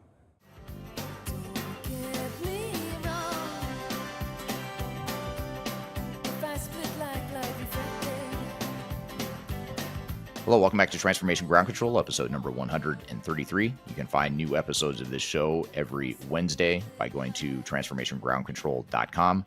You can also search for this podcast on all the major audio podcast platforms, as well as YouTube, LinkedIn, Facebook, and Twitter. So we're here having a conversation about what is organizational change management? How does it relate to digital transformation? Let's jump back into the conversation. Here's an interesting comment framed in a really good way that might be better than the way I've been saying it so far here today. This is from Anna Paula on LinkedIn. Anna Paula says, potential resisting factor is also related to how WIFM is addressed. And WIFM stands for what's in it for me. So in other words, a potential resisting factor is related to what's in it for me. So that's a great way to put it. And you do have to think or empathize and put yourself in the shoes of employees and understand how they think. And, I don't mean this in a judgmental way, but individuals are self-serving. No matter how altruistic or good you think you are, and you may be, you still are going to do what's in your best self-interest to some degree. Some people more than others, of course, but all of us, myself included, and I would suggest that all of us listening here today are self-serving humans. That's just I don't know if it's a strength or a weakness, a flaw or whatever you want to call it, but it's just the reality. So we have to accept that and figure out how do we help people understand what's in it for them. And the beauty of this is that most of the time when we go through change management or when we go through digital transformation, any sort of change initiative, most of the time for most of the organization, there is a net positive what's in it for me, or there will be. The problem is we don't clearly articulate that. We say it's, I'll give you an example. We'll say things like, well, Eric, you should be on board with this because it's going to help you do your job better. You're going to be more effective. It's going to be easier. You're not going to have to manage multiple spreadsheets. You're not going to have to make phone calls and send emails to get data that should just be right in front of you on your computer. Or, you're not going to have to dig into the system to get pieces of information that should just be on a dashboard you log into or get a push notification alert every day or whatever. Those are all positive things and those sound good. Like, yeah, that sounds great. That does help me, but that's more of a long-term utopia future state. The problem I'm going to have in the what's in it for me focus is what about from here to there when we get from point A to point B? There's this sort of unknown chasm there of, yes, it might take us a couple of years to get to this point where I've got this utopia future state, but in the meantime, I'm going to lose my spreadsheet. You're going to change my job. You're telling me you're going to automate part of my job. I spend half my time looking for that data. I don't like doing it, but I spend half my time doing it. So now you're telling me that's going to get better, but what am I going to do with my time? So I start to worry that actually this could be a net negative for me because I might lose my job or I might not be valuable to the organization anymore. And so that's the stuff we have to overcome in terms of the what's in it for me focus. I totally agree. You have to paint that vision of what's in it for me, but you also have to understand that the utopia future state isn't always a perceived net positive individually during the transition when we don't know what's going to happen to our jobs or what's going to happen to our heroics and the tribal knowledge and the fine-tuned processes that we've developed over years and decades of being as part of an organization. So great point in question there. Here's an interesting question. It's from Vin on YouTube. Vin says, what would be best practices for leaders to check in, ensuring the digital transformation team is constantly engaged and motivated? That is a really good question. And you're sort of tapping into a big problem with digital transformations is motivation. How do you keep people from burning out, especially the people that are actively involved in the digital transformation, because they're under so much pressure to hit these milestones and deadlines. Oftentimes, by the way, these milestones and deadlines are artificially compressed. They're not realistic. And we're expecting people to execute an unrealistic plan that we never, we're going to realistically achieve. Now we're putting on the pressure, all this pressure on the digital transformation team to accomplish these unrealistic goals and objectives. So, first of all, the best thing leaders can do is have a realistic plan. Another dynamic that's worth noting is that a lot of organizations or a lot of digital transformation teams have this bad habit of getting a proposal from a software vendor or a system integrator and using that as gospel and saying, okay, vendor/system integrator says this is going to be an 18-month project. So this is an 18-month project. The problem is vendors and system integrators are oftentimes overly optimistic or have unrealistic assumptions in how they got to that 18 months, and or they don't have a complete plan of all the things that are required to make that project happen. In other words, they are focused on what they need to do and what they can get done in 18 months. But that doesn't mean your business is going to change, and all this change management stuff we're talking about is going to happen in 18 months. It also, by the way, typically doesn't include other things like process improvement and defining process changes and doing the data migration and defining analytics and integration and architecture, all this stuff that oftentimes falls outside the purview of a system integrator or software vendor, but is super critical to a digital transformation. That stuff is more commonly or more often than not included in that initial proposal that they provide you. So now you get this 18-month proposal for $5 million, whatever the number is, $5 million to implement 18 months. Suddenly you use that as gospel. You put the expectation on your team. We're going to do this in 18 months and you've got $5 million to do it. Problem is, it was always going to take you 36 months and $10 million. That was always the more realistic number, but now you're expecting the team to get it done for less when it's not realistic. So that pressure is very real, and it adds up, and it can burn out a project team. And just in general, even aside from that dynamic, digital transformations are hard. It's a lot of work. There are just so many decisions and activities that need to happen during a digital transformation that can be overwhelming. People do get burned out. So a couple of things you can do is, first of all, set realistic expectations from the start. That's probably the most important thing you can do, because then you're less likely to put this artificial, unrealistic pressure on your team that's going to lead them to burn out faster. Secondly, is you want to make sure you have the proper amount of staffing and resources on the project, because one of the reasons why organizations and teams get burned out is because they don't have enough people supporting the project.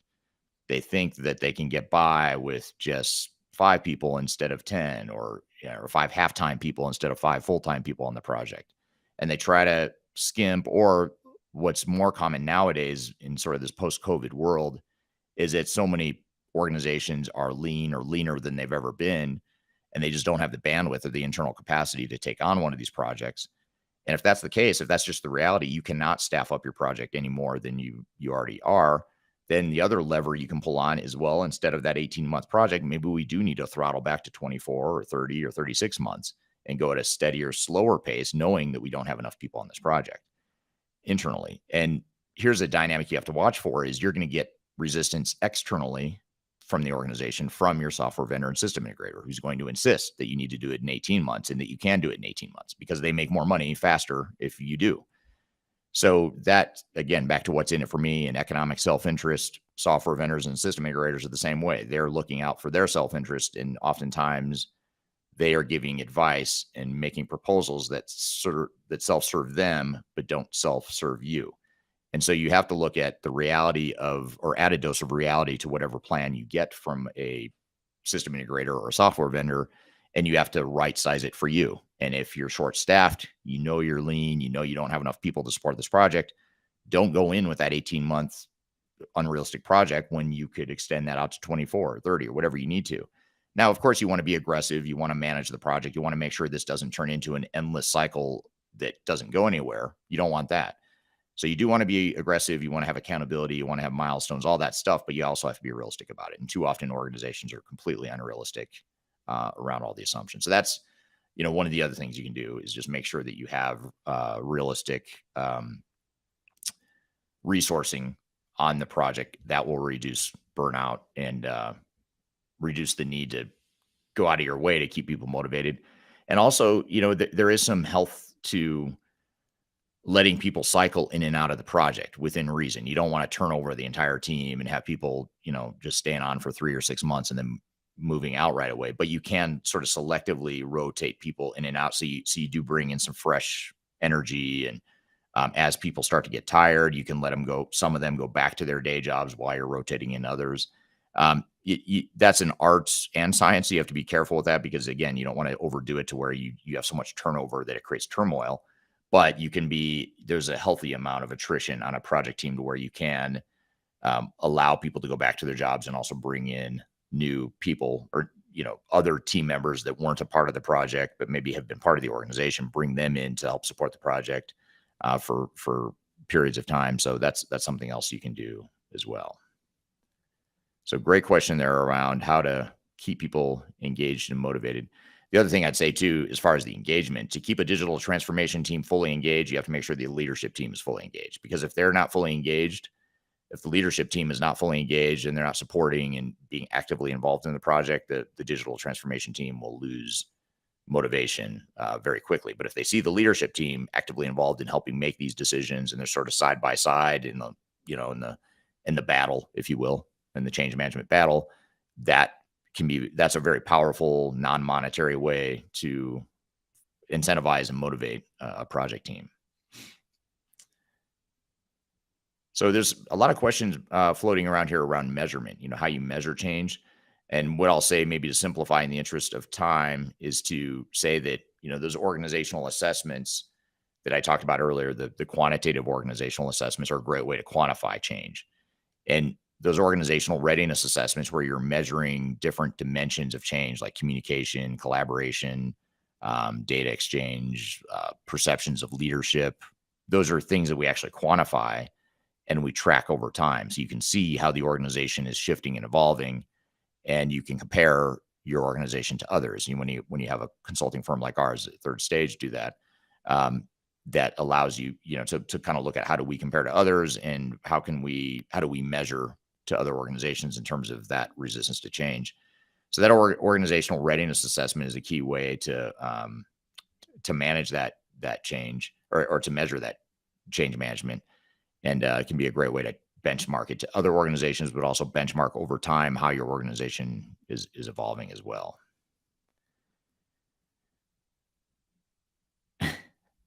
This is from Devendra on LinkedIn. I just have to show it because I laughed at it. Devendra on LinkedIn says, "I like your voice, much similar to a robot voiceover." So thank you. I think thank you. I think you meant that as a compliment. So thank you. Jamal on LinkedIn says, the entire team should work to make it happen. I agree. You want the entire team to make sure that you're all committed to making that change happen. Here's an interesting question here. Actually, I don't know that I've been asked this question before, so I have to think of how I'm going to answer it. This is from Gassan on LinkedIn. He says, conflict of interest for a system integrator to say he or she is going to address the change management initiative. It has been an unbiased entity that can come in and say halt at any stage of the digital transformation project. So I think he's commenting or saying or suggesting that he thinks that it is a conflict of interest. And I do tend to agree, because change management is something that will absolutely have, what's the word I'm looking for? There'll be tension between the needs from a change management perspective and what a technical implementation team wants to do and can do. In other words, a technical implementer can implement technology. And let's say, I'm going to go back to my 18-month example. When they propose 18 months and they say we can implement technology in 18 months, they can. They could probably do it in a lot less time, actually. They could probably do it in 3 months or 30 days. I mean, if they put enough resources on the project, they can probably build the technology they need to build as fast as possible. But I don't want to say that's the easy part of the project, but that's not the time commitment. That's not the thing that's going to determine how long this transformation really takes. What determines how long this transformation is really going to take is change management, it's decision making, it's defining business processes, how long it takes us to make decisions around our business processes. It's figuring out how we're going to integrate the new technology to the legacy technologies that remain. It's figuring out how the data is going to be migrated into the new system. Those are the things that are going to turn the project from an 18-month project into a 24, 30, 36-month project, all the stuff I just mentioned. So it is somewhat of a conflict of interest to have a software vendor or system integrator come in and say, no, it's not going to take you 3 years. We're going to do this in 18 months. And they're indirectly or maybe unintentionally sort of putting a gun to your head saying, no, you are going to change it this fast. And when the change management team comes in and says, no, we can't change that fast, we need more time, a lot of times system integrators and software vendors will say, well, that's because you're resisting change and you just accept our best practices and you can do this a lot faster if you would just be quiet and just stop complaining about resistance to change and just do it. That's sort of, and I'm paraphrasing, of course, but that's the sort of the summary results that you often see in that tension between change management and technical implementation. Same can be said for all these other things I mentioned too, like data migration, process improvements, system architecture and integration. Those are all things that are going to create tension between sort of the reality of what it's going to take to get the digital transformation done right versus doing a pure technical implementation. We all have to remember this isn't like back, if you're old enough to remember the big Windows 98 migration, back when organizations were all sort of shifting from Windows 95 or whatever it was to the big upgrade to 98. A lot of times CIOs think, well, that wasn't that difficult. I mean, it was just sort of like we reinstalled the new operating system, and how hard can it be? This is different because we're not putting in a new operating system on everyone's computer. We're putting in massive wholesale changes to the way we operate as a business. That's the part that takes extra time. So that's the way we have to really think about it. So these are all great questions. There's a lot here we have not gotten to, and I apologize. I feel like we could have a whole nother session just getting through these questions here. In fact, Ghassan, as I was saying that, just had a comment here that I saw. He took the words right out of my mouth. Ghassan on LinkedIn says, need a part 2 of this podcast. Enjoyed it. Thanks, Eric. We will absolutely have to do a part 2 of this podcast, and I'll probably have to pull a lot of these questions back into the conversation. All right, that was a great conversation. Thank you for the audience participation and involvement and great questions as it relates to change management. A lot of stuff we didn't cover, we should cover in a future episode. We'd love to get to in a future episode, but that was a great 1-hour primer on change management in the world of digital transformation. We've got a lot more to cover and to debrief and dive into as it relates to that. But first, we're going to take a quick break. You're listening to Transformation Ground Control.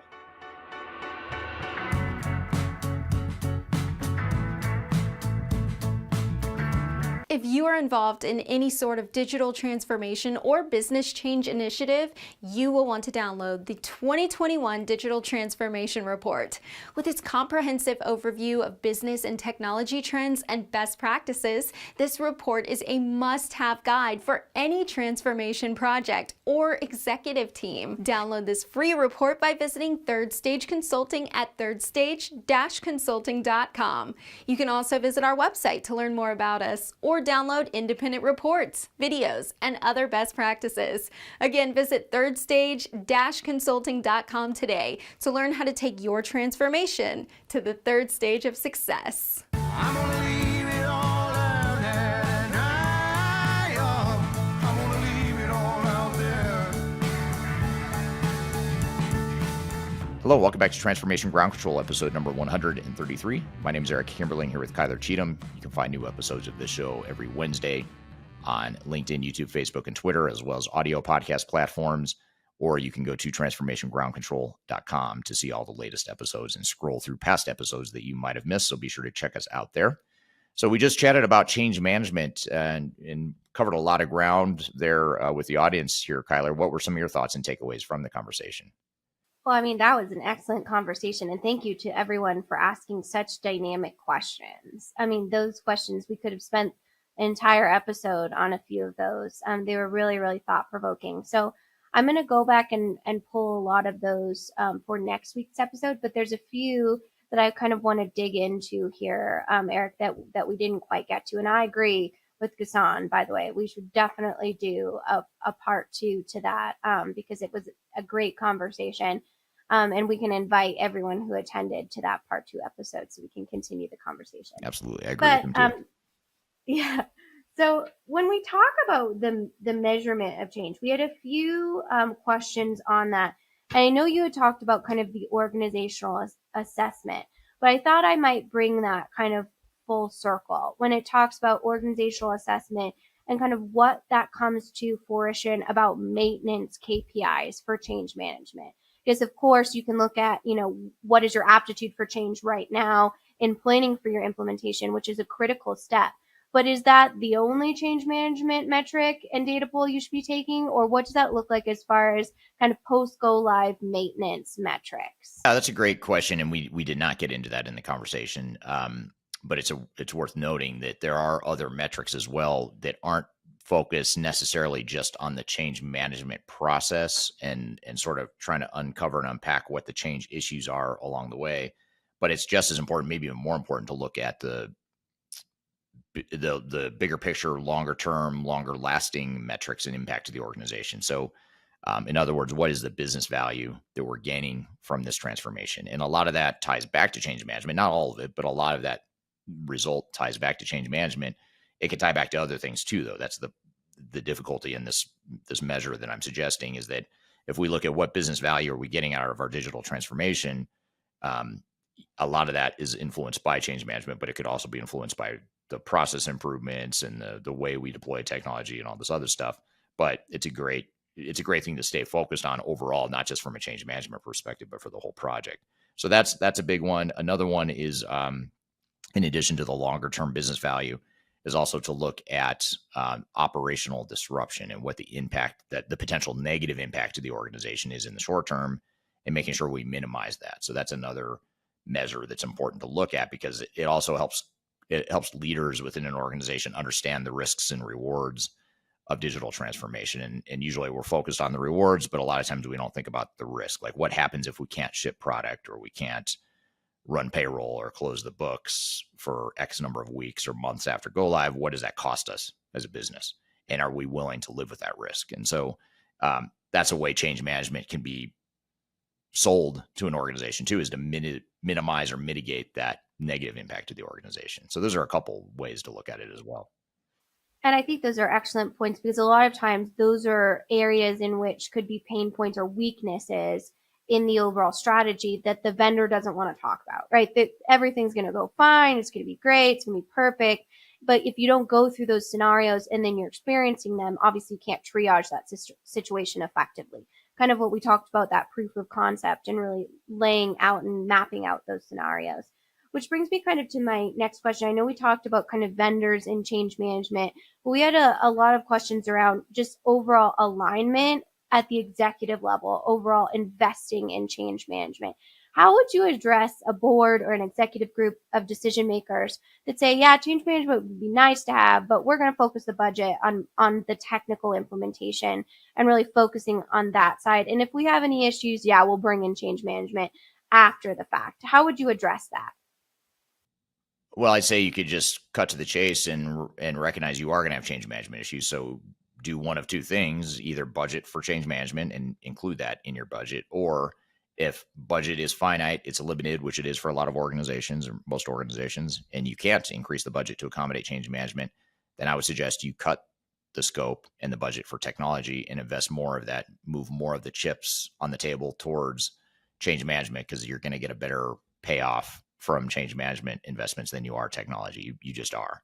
You have to have technology, obviously, to enable some of the changes you're trying to make, but you don't need to go overboard.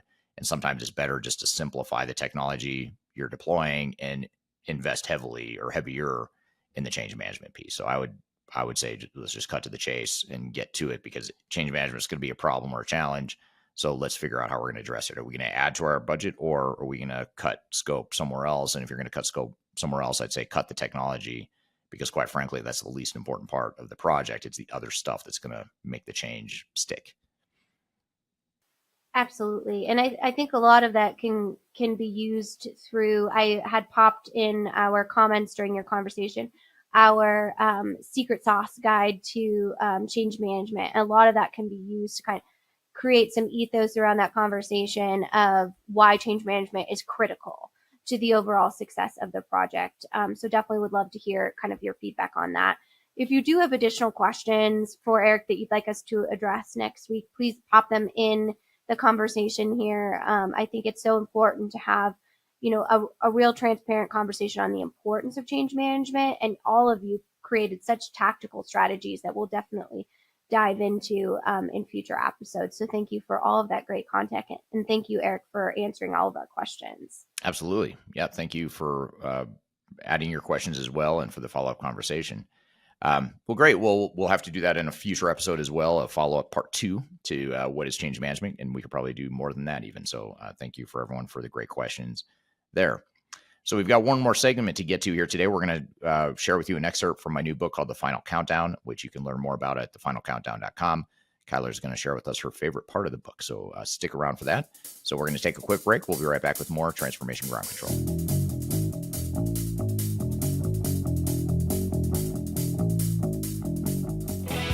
If you are aiming for transformation success, turn to Third Stage Consulting Group. Third Stage's independent and technology agnostic consulting team helps clients define their digital strategies, define their roadmaps, and manage their transformations. With offices in the US, Europe, and Australia, our team helps the world's most forward-thinking organizations through their transformation pitfalls and risks. If you are embarking on a digital transformation or business change initiative, contact Third Stage Consulting to see how we can help you reach the third stage of transformation success. Learn more about us and download independent reports, videos, and other best practices at thirdstage-consulting.com.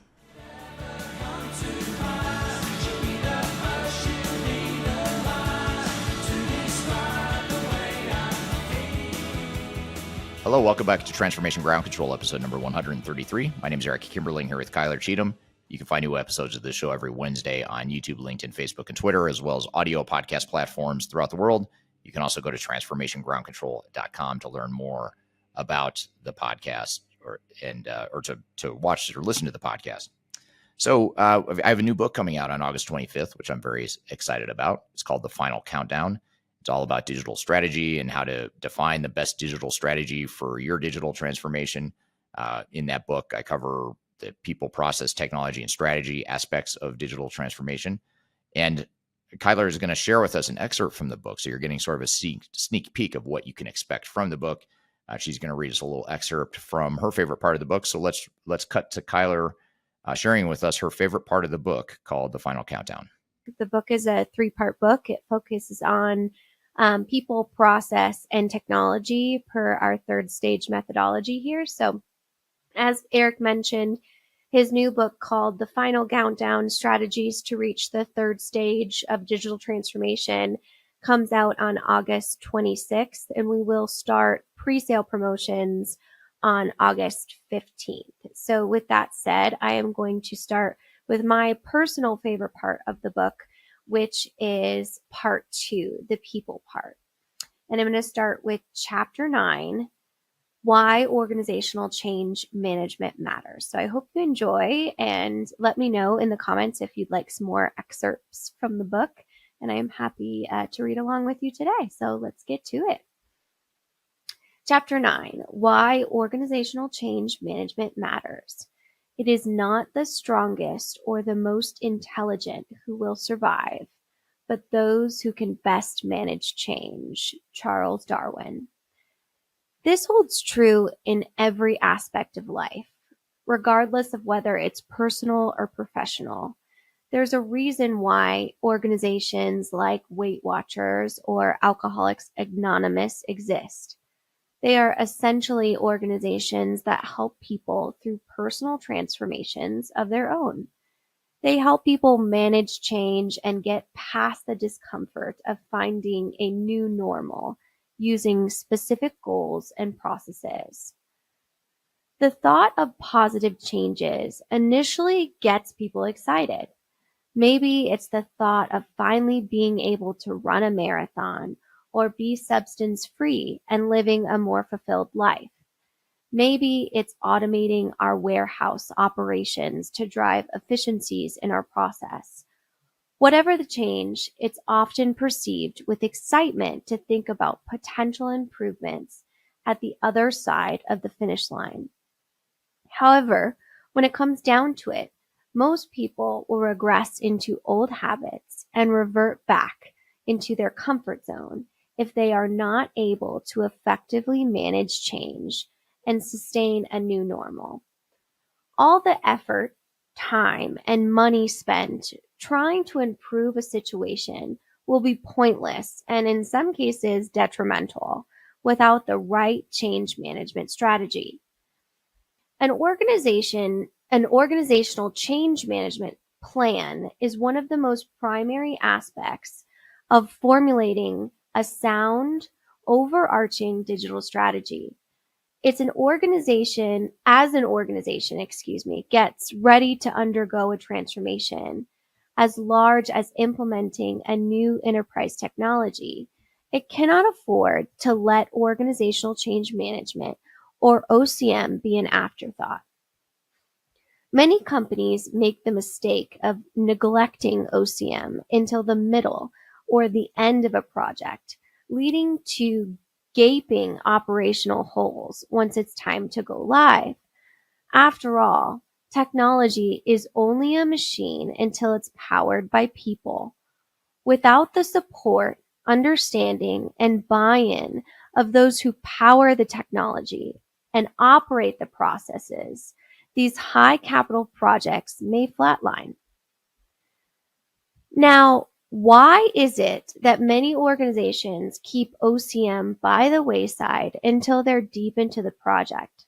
It's simple: misalignment.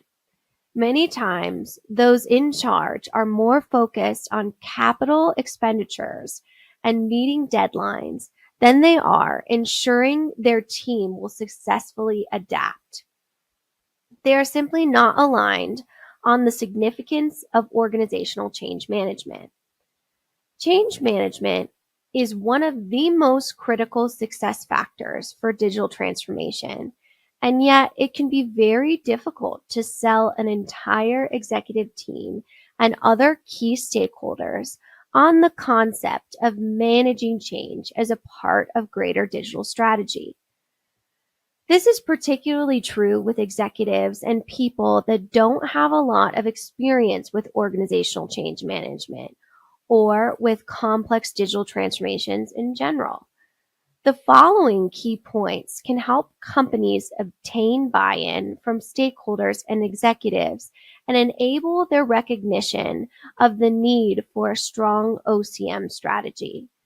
If we take these points to the boardroom with us, we will better acquire buy-in from decision makers to pour into change management, just as they do into process management and software implementation.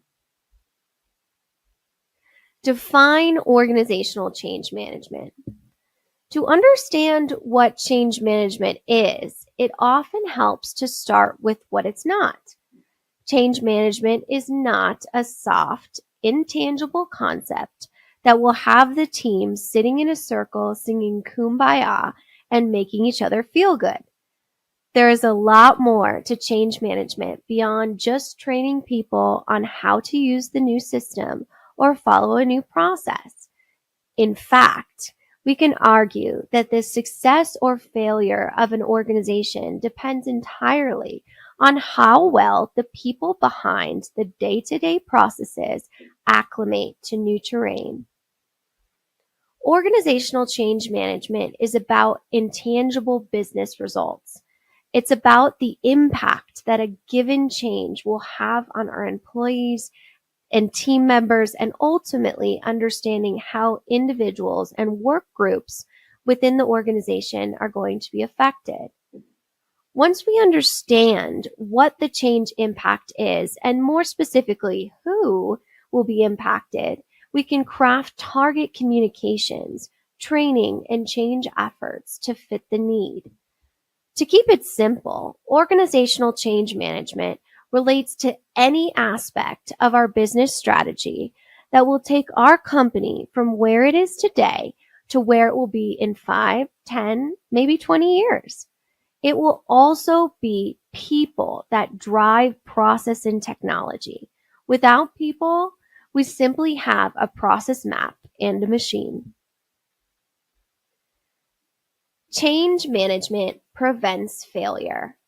During my career, I've had the honor of serving as an expert witness in high-profile lawsuits involving the largest software vendors in the world and entities that lost capital as a result of implementing their well-known software. Believe it or not, there is one common theme across all implementations that go to litigation: a lack of organizational change management. Often, it helps to share the exact sentiment with stakeholders to help them understand that change management is an absolute driver of success versus failure.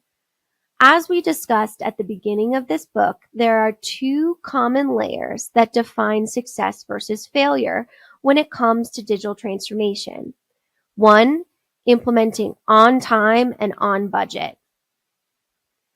Companies that don't invest appropriately in organizational change management will ultimately find that they will spend more time and more money on their implementation than they would if they had invested appropriately in organizational change management.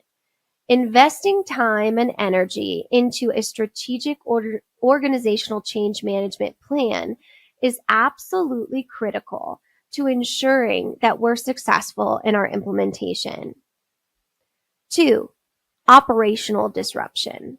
The second dimension of failure, which is even more costly and more turbulent than the first, is the concept of operational disruption. This is what happened to Nike. Their operations became compromised, and in turn, they had to deal with the chaotic inventory displacement. Our organizational change management strategies mitigate risk to ensure that people, our operations, and our organizations are all operating in synergy. Without synergy, it will be nearly impossible to reach orbit in our future state target operating model. If our change management plan is strong, then the transition to new processes and technology will be seamless, that it's more of a non-event rather than a massive, chaotic affair. Change management optimizes business value. If we shift gears away from preventing failure and focus more on optimizing the investment, then the value in organizational change management will become even more apparent.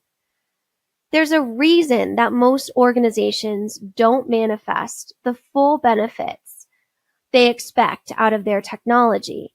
And 9 times out of 10, it's because the people utilizing the new technology are resisting the change. We'll dive into the different types of resistance and how to get around that resistance in the next chapter. However, before we dive into the premise and solutions of change resistance, it's important to tie our OCM plan to the business value that will come from implementing the new technology. As elevated or maximized on return in investment is one of the most powerful concepts to use when selling the importance of change management to our stakeholders, especially at the executive level. To explain how a return on investment will be maximized by incorporating a change management strategy, paint this picture at the conference table. Imagine a scenario where every single frontline manager and employee is using the new software in harmony. Everyone is inputting data accurately, referencing the data as needed, and in turn, spending less time trying to solve problems in their day-to-day tasks. By driving these efficiencies for everyone involved, employees have more time to focus on other tasks. They will feel less stressed, and ultimately, bottom line productivity will increase. As a result, we'll see a direct increase in our return on investment. Now, imagine a scenario where there are a fraction of employees that are not utilizing the software at its full capacity. Maybe they weren't trained properly, or maybe they don't think the transformation is necessary, or maybe they are married to an old spreadsheet or process they created to get the job done, and now they are having a hard time pivoting away from it. Whatever the reason may be, we have some employees and managers utilizing the software to gather and track data, and some employees who do not. This could lead to holes in the data, inaccurate information being pulled across teams, and functionalities on the new software that are not being utilized as they should. In these situations, productivity will be bruised as inefficiencies are halted as a result to skewed data. There are some multiple streams of data and reporting attributed to the fact that some people are getting numbers from new software while others are getting information from offline spreadsheets. There is no single source of truth in this situation, and it holds the power to cause operational disruption, delays in the transformation project, and ultimately a loss in our capital investment. These scenario comparisons ought to help people get on the change management wagon to some degree or another.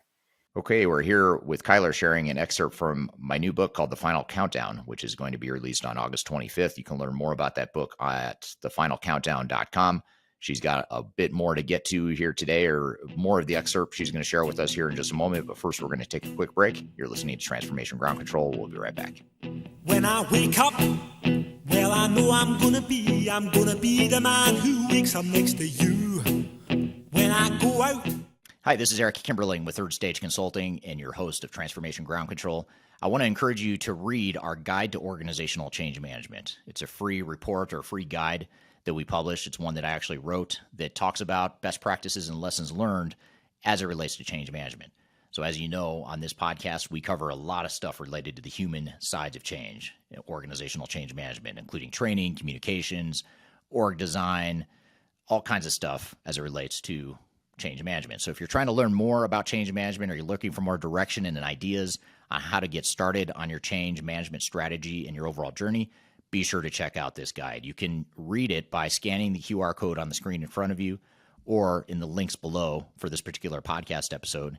You can find a link to take you to the page that will allow you to register to go ahead and download that and read it for free.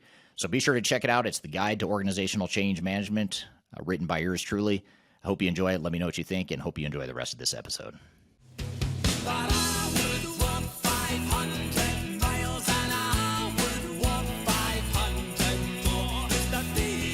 Hello, welcome back to Transformation Ground Control, episode number 133.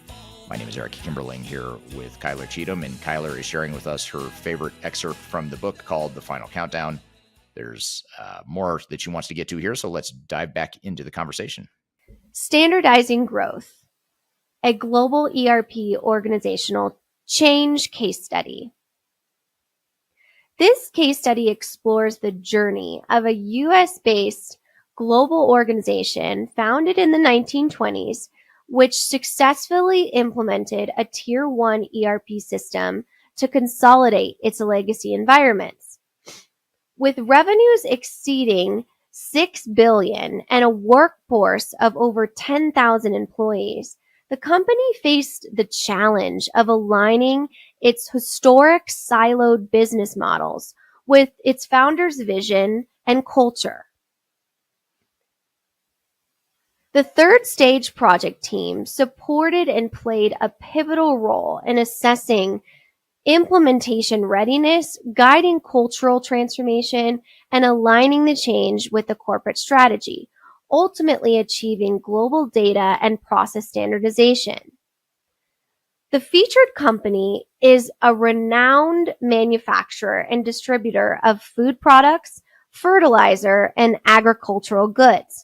Again, established in the 1920s, the organization maintained its commitment to the founder's vision and culture over decades, resulting in a sustained success and significant global expansion. However, as the company grew, it encountered challenges related to its operating in siloed environments, managing complex legacy systems, and ensuring consistency across its diverse business divisions. To address these challenges, the company embarked on a transformation journey by implementing a Tier 1 ERP system aiming to standardize data and processes globally. Project initiation and vendor selection. To achieve its objective of global standardization, the company initiated the Third Stage project with the support of Deloitte. The project team began by conducting an in-depth analysis of Deloitte's proposed implementation plan, ensuring alignment with the company's specific requirements and strategic goals. After a rigorous evaluation process, the organization selected a suitable Tier 1 ERP system that could meet its complex needs and accommodate its widespread global operations. Implementation readiness assessment. One of the critical early steps in the ERP implementation was to assess the organization's readiness for the change. The project team, in collaboration with Deloitte, conducted a comprehensive analysis of various aspects, including people, technical capabilities, and existing business processes. This readiness assessment allowed the company to identify potential challenges, areas for improvement, and key stakeholders whose support was critical for a successful implementation. Guiding cultural transformation. Given the company's deep-rooted history and the founder's vision, managing cultural transformation was of paramount of importance. The project team recognized the significance of preserving core values while embracing change and innovation.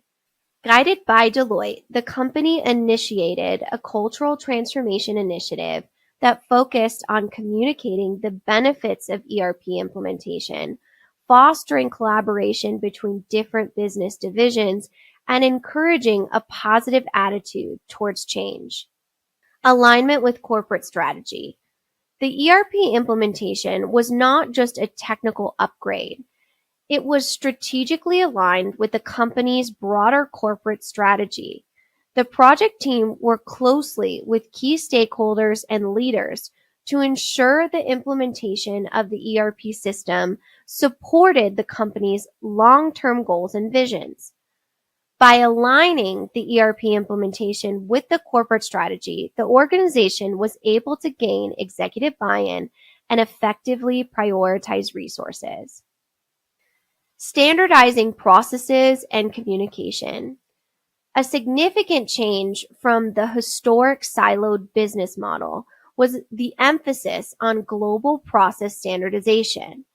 The ERP implementation allowed the company to streamline its operations, eliminate redundant processes, and harmonize business practices across different locations. This standardization not only improved operational efficiencies, but also facilitated better communication and collaboration between business divisions, breaking down barriers that existed in that legacy environment. Results and benefit. The successful implementation of the Tier 1 ERP system yielded several positive outcomes for the company. Global data and process standardization. The ERP system enabled the company to achieve consistent data management and process standardization across its diverse global operations, promoting greater transparency and efficiency. Improved cross-functional collaboration. By breaking down silos and aligning communication, the company witnessed various improved collaboration and knowledge sharing across business divisions and fostering a more cohesive organizational culture. Enhanced decision-making. The availability of real-time data and analytics provided by the ERP system empowered decision-makers with valuable insights, enabling data-driven decision-making at all levels of the organization. Streamline operations. The ERP implementation led to streamline and optimize business processes, reducing operational complexity and costs, and enhancing overall productivity. Through careful planning, cultural transformation, and alignment with corporate strategies, the company navigated the shift from its historic siloed business model to a more collaborative and streamlined approach. The ERP implementation allowed the organization to enhance efficiency, improve decision-making, and reinforce its founder's vision and culture while positioning itself for sustained growth in the competitive global market. Change management reduces disarray. One of the intangible benefits of dialing in on a change management plan as a part of our digital strategy is the simple fact that it will make our software rollout incredibly easier. It will make it simple to integrate new processes because we have alignment and everyone spearheading the change or part of the change is ready to adopt to the new day-to-day. No one likes going cold turkey. People need to ease in. As a leadership team, we need to hold their hands as they walk from one side of the bridge to the other, creating a plan for how and when to announce the change is coming, how to train accordingly to ensure everyone knows the game plan, how to get everyone excited, and even fine-tuning everyone's acclimation post-go live will drive the most seamless and effective digital transformation. At the end of the day, we're essentially creating an environment within our business that can scale. An organization grows faster than it would otherwise if it has a culture of elasticity and is ready to pivot when the company's process and technologies change.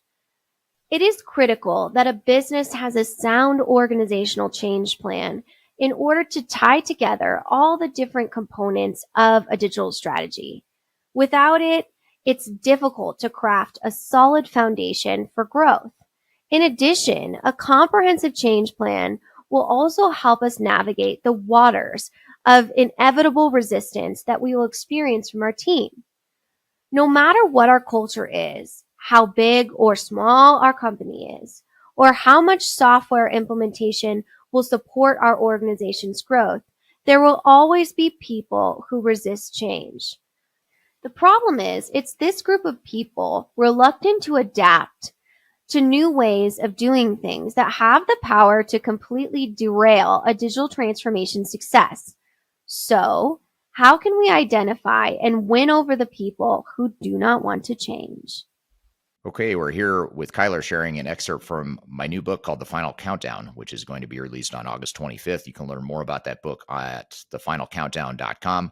She's got a bit more to get to here today, or more of the excerpt she's going to share with us here in just a moment. But first, we're going to take a quick break. You're listening to Transformation Ground Control. We'll be right back. Could you whisper in my ear the things you want to feel? I'll give you anything. Interested in working for a company that truly values your unique skills and experience? Here at Third Stage, we don't hire based on resumes alone.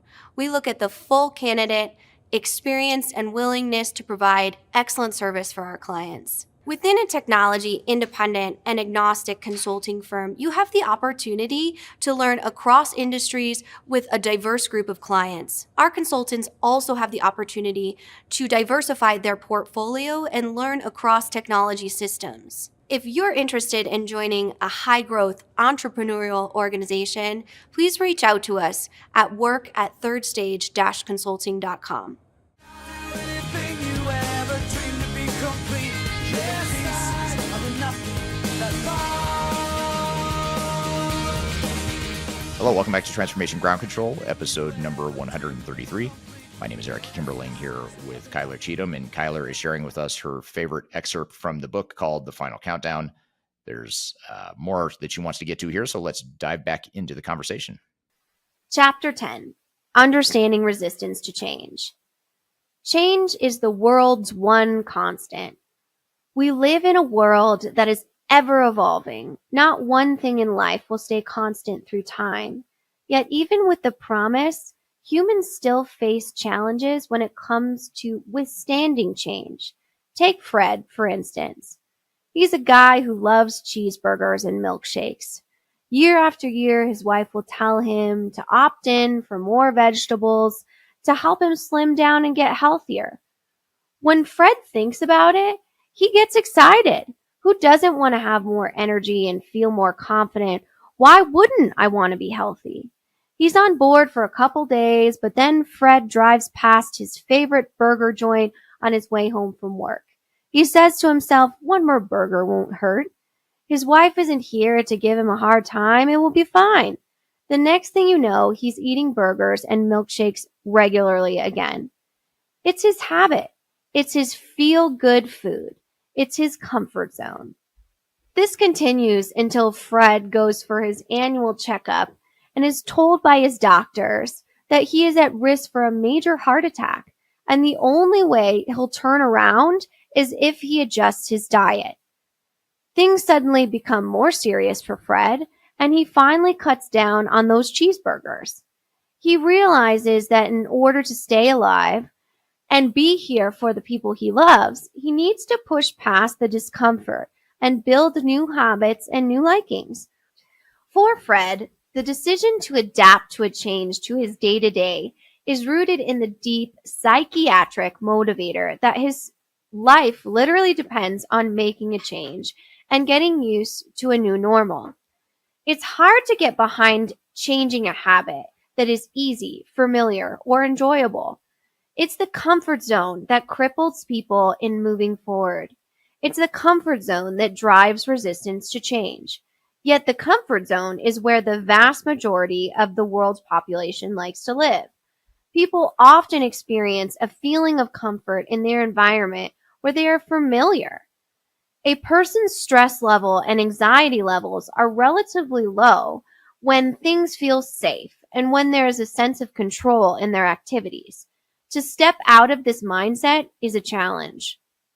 The psychological toll that change will bring to those who will endure it is too often an afterthought of those who are leading the change. The irony is the lack of consideration is oftentimes the leadership team slipping into a comfortable thought of their own that technology and processes will be the silver bullet that solves everything. Sorry to break it to you, but there's no such thing as a silver bullet when it comes to creating a digital strategy. It's time to shift that paradigm as a leader. It's time to stretch our mindsets. It's time to understand that the concept of change is easier discussed than implemented. When it comes to time for Phil in accounting to change his entire process when running through accounts receivable, there may be pushback. It's true as the sky is blue. The question is, how much pushback? Mastering perseverance through resistance to change is what will set apart the good from the great. To get past resistance to change, we first need to know how to identify resistance. Think of the concept of resistance as the iceberg that brought down the Titanic. Only the tip of the iceberg was apparent to the human eye, but it was a giant mass beneath the surface that caused the most damage and ultimately sunk the ship. Every story of resistance to change mirrors an iceberg. There will always be a small group of people that express or have expressed resistance, making it apparent to the naked eye. Maybe they're vocal about it to the management team or through a survey, expressing that there is no need for change and everything is functional well as it is. Maybe it's people who have shown resistance to different types of change in the past. Regardless of how it's realized, it's the employees that are intentional and obvious about their resistance to change that are the tip of that iceberg. The struggle comes when employee resistance is unrealized and unintentional. Let's look back again at Fred's story. The thought of change excited him. He wanted to feel good and look good, but when it came down to it, he would revert back to his comfort zone. A parallel story can be told about some of the employees on our team that will undergo a change in their duties, whether it's their day-to-day processes or the technology implemented in an attempt to streamline their responsibilities within the company. This is unintentional resistance and makes up the vast majority of the resistance to change we will experience through our digital transformation project. When an organization initially announces a change, excitement is typically at its peak. Nearly everyone will buy into the dream, the promise of more seamless operations, the potential of higher revenues, increased commissions, less busy work, etc. The possibilities are endless. It creates momentum that gets nearly everyone in the organization excited about what's to come. However, as the implementation progresses, some who were once excited will become threatened. Many times, automating an employee's responsibility will make them question what their role will look like once the implementation is completed. Questions will begin running through their mind and their excitement will sour. They'll wonder, will I still have a job? What about the spreadsheet I made that has been a hub for my team all these years? Am I going to need to learn a new skill? Before we know it, their perspective swiftly shifts into a fear mindset that drives resistance. It's these individuals who will resist the change more than anyone else. It's those who unintentionally resist that have the power to hinder a digital transformation and deflate the potential of a successful software implementation. When we begin crafting a digital strategy, it's important to be mindful about these two types of resistance. They will always present themselves when implementing any type of change. The tip of the iceberg, intentional resistance, is visible to all who pass by. However, the unintentional resistance that lies below the surface is far greater in magnitude than what appears to the eye. It poses a much larger threat to the success of the implementation. Example of intentional resistance. The head of sales of an organization decides it's time to implement a new CRM that will help his sales team track all of their leads and walk new clients through the sales process in an efficient and effective manner. His star salesman, however, is used to simply going to events, networking with prospects, and connecting with leads to the business development team via email or text. It's quick and simple, and it seemed great success. During a meeting to discuss the concept of incorporating a new CRM, the salesman states his hesitations. He believes that adding a CRM will only create busy work, since he would need to enter all the lead data rather than connecting with people via email. Example of unintentional resistance. Phil in accounting has a beautiful spreadsheet that he created that has helped him track his work for the past few years. He has grown accustomed to entering his data on his spreadsheet. He knows where all of his numbers are and where to find the information, and it's something he was recognized for last year when he took the initiative to create it for his team. It's safe to assume that Phil is going to have a hard time when a new ERP system overhauls his spreadsheet, making his hard work and regular process irrelevant.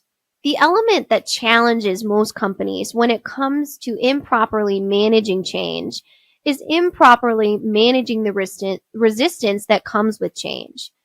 A company can spend millions of dollars implementing new technology, but when the transformation is complete, there will always be a group of employees that becomes proficient at finding workarounds to the new process in place.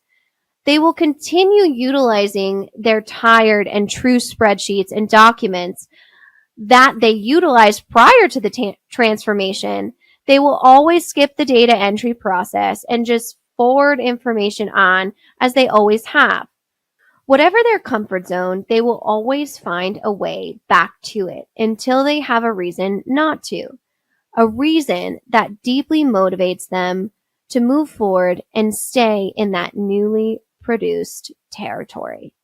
Okay, we're here with Kyler sharing an excerpt from my new book called The Final Countdown, which is going to be released on August 25th. You can learn more about that book at thefinalcountdown.com.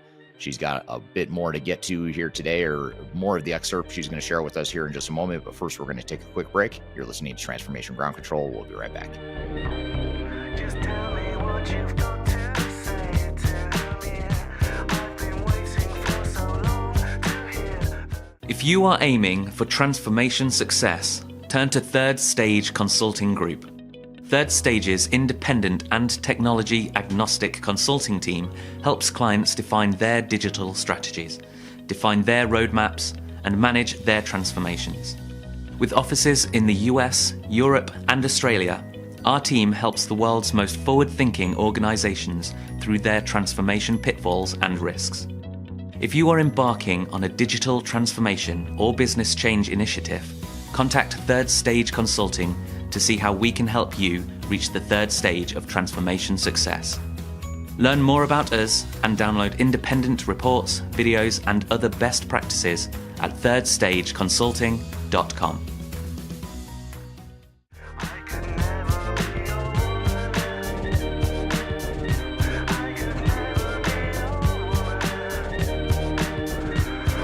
Hello, welcome back to Transformation Ground Control, episode number 133. My name is Eric Kimberling here with Kyler Cheatham, and Kyler is sharing with us her favorite excerpt from the book called The Final Countdown. There's more that she wants to get to here, so let's dive back into the conversation. There are so many variables that can cause both intentional and unintentional resistance that makes uncovering the root cause of resistance a seemingly daunting task. However, in order to craft a strategy around how to overcome resistance, we need to understand the root cause of resistance. There are 3 common root causes of resistance, and once we are aware of them, we can better spot the inherent risk of resistance to change. Competency. There will always be a fringe group of employees that will serve up intentional resistance. There are 2 speculative groups that will have the hardest time undergoing a change. The employees who are the most educated and competent, and the employees who are not confident in their abilities to master something new. It's the outliers within an employee base that will often have the hardest time pivoting from their day-to-day, and they will be the most obvious in their pushback to change. Some of the biggest struggles in change management will come with companies that employ PhDs or highly effective and competent individuals. These individuals have so much faith in the way things work in the current state that they often shy away from adopting to something new. Unintentional resistance will be scattered amongst the rest of the employee base, but this group will typically be vocal. Misunderstanding. If people do not understand what they are being asked to do or why they are being asked to do it, they will likely resist. When there is not a clearly defined and positioned explanation of what is next, or if there is any fog surrounding how the future state will support those who will be losing their sacred spreadsheets, they will likely resist. This is where generic communications can derail a project. We cannot approach a change with a uniform blanket message to cover every team the same way. Change affects different departments, functional areas, geographies, and even individuals differently. The communication to each channel should have a cohesive message, but the carrot will likely need to be different for each department. Each department is motivated by something different. For example, those in sales are more money motivated. Those in accounting are more motivated by efficiencies and discipline of busy work. Having a clear, distinct message that is communicated properly is the first step to tackling any resistance that might come up during a change, if for nothing else, to ensure everyone is on the same page and understand what's happening, when it's happening, and why. Misalignment. We often talk about how misalignment can destroy implementation efforts. The threat of misalignment also extends into the workforce, the teams that will actually utilize the technology. Often tied with misunderstanding, if a user senses that an upcoming software initiative may impede what they know has worked in the past, they will resist the change. Consider the recent case of a consumer goods distributor who was directed by their parent company to implement SAP across all divisions. Prior to this implementation, the small distributor had run a very successful business by creating a niche for their product and maintaining an entrepreneurial spirit in getting things done.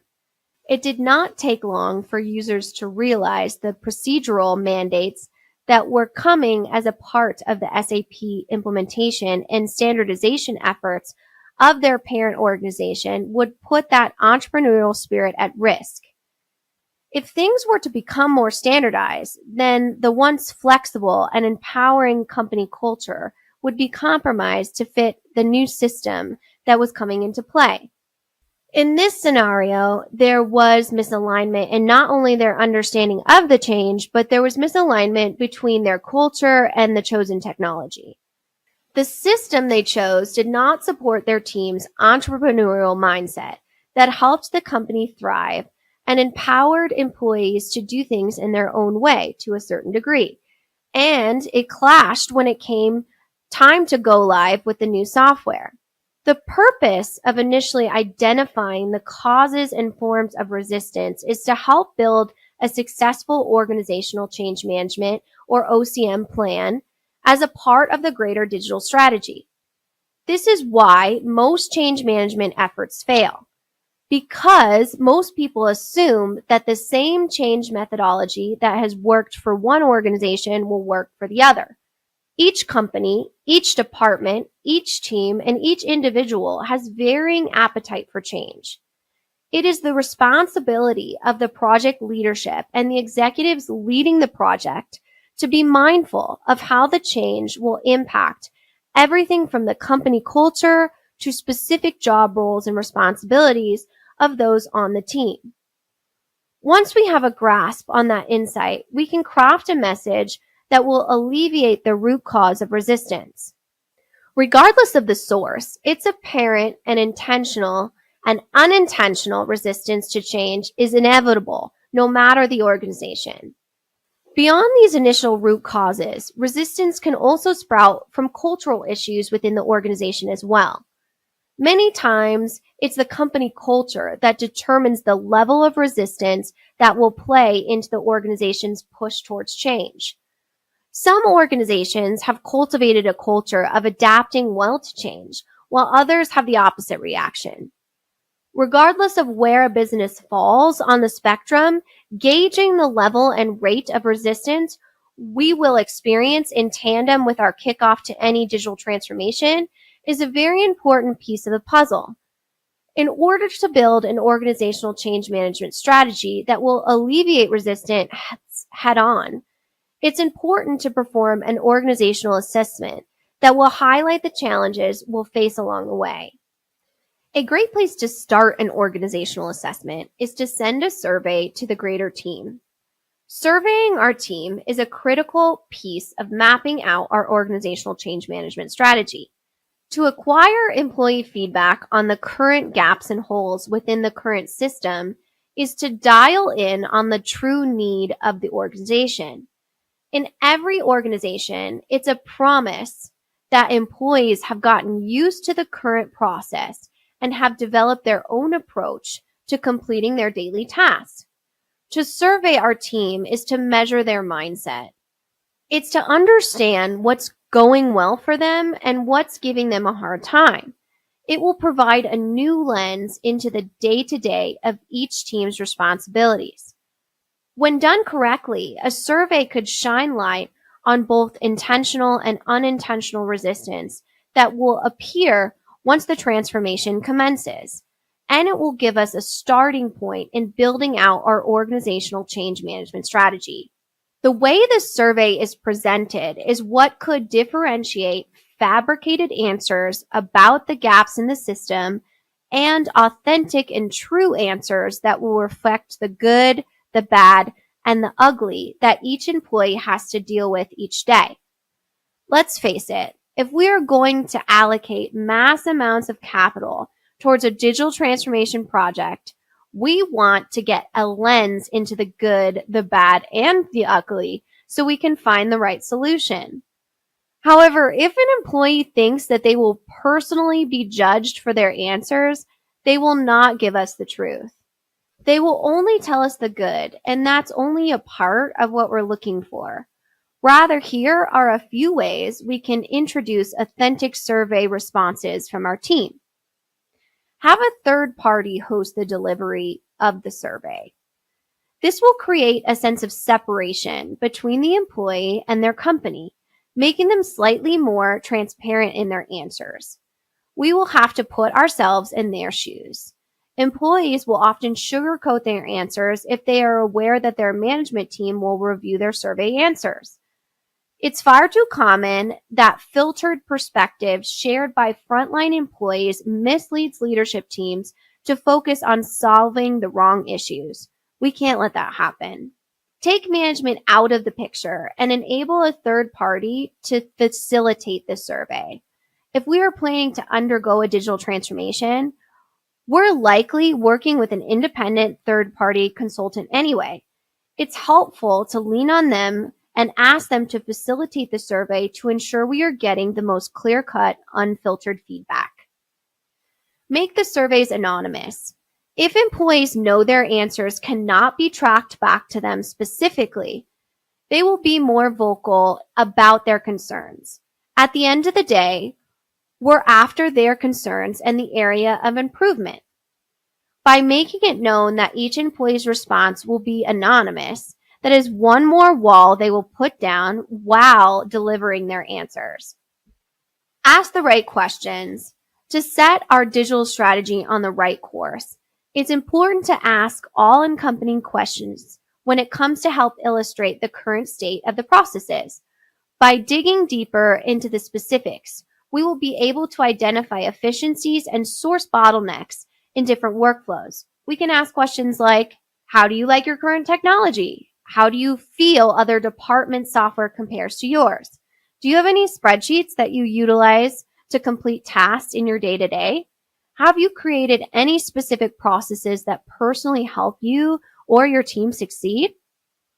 Throughout the survey, it's also an opportunity to garner feedback regarding our company culture, including scaled or rating questions that will frame the organization's understanding and perspective of the company culture to help determine our team's appetite for change.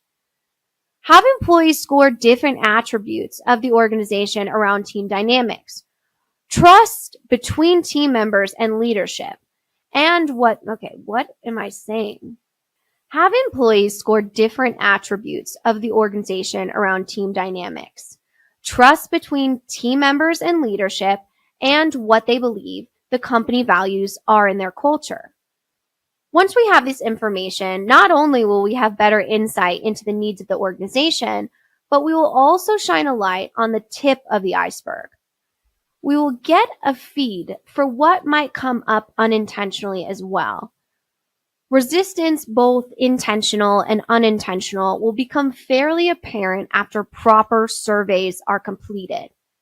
Once the substance below the surface is measured and analyzed, it becomes more intuitive to dial in on effective organizational change management plans. This was chapter 9 and 10 of The Final Countdown, written by Eric Kimberling, narrated by Cheatham. Pre-order your copy as of August 15th in the forum below and on Amazon. Thanks so much for joining me, and I hope you liked it. All right. Thanks, Skylar. That was interesting stuff. And hopefully you enjoyed hearing her favorite excerpt from my new book called The Final Countdown. You can learn more about it. You can get on the pre-order list to be notified when the book is available for pre-order by going to thefinalcountdown.com. And I'd love to hear your feedback on the book as well. So be sure to check it out, learn more about it, and register to be notified when the book is released. Again, thefinalcountdown.com. So great episode here today. Thank you, everyone, for being part of it. And thanks for all the great engagement and conversation here today. Look forward to the next episode. You can find new episodes of this show every Wednesday. You can go back and watch older episodes or past episodes of this show at transformationgroundcontrol.com. So be sure to check out the podcast website there. Hope you all have a great week, and we'll look forward to seeing you next week on Transformation Ground Control. Thanks very much, and take care. Bye.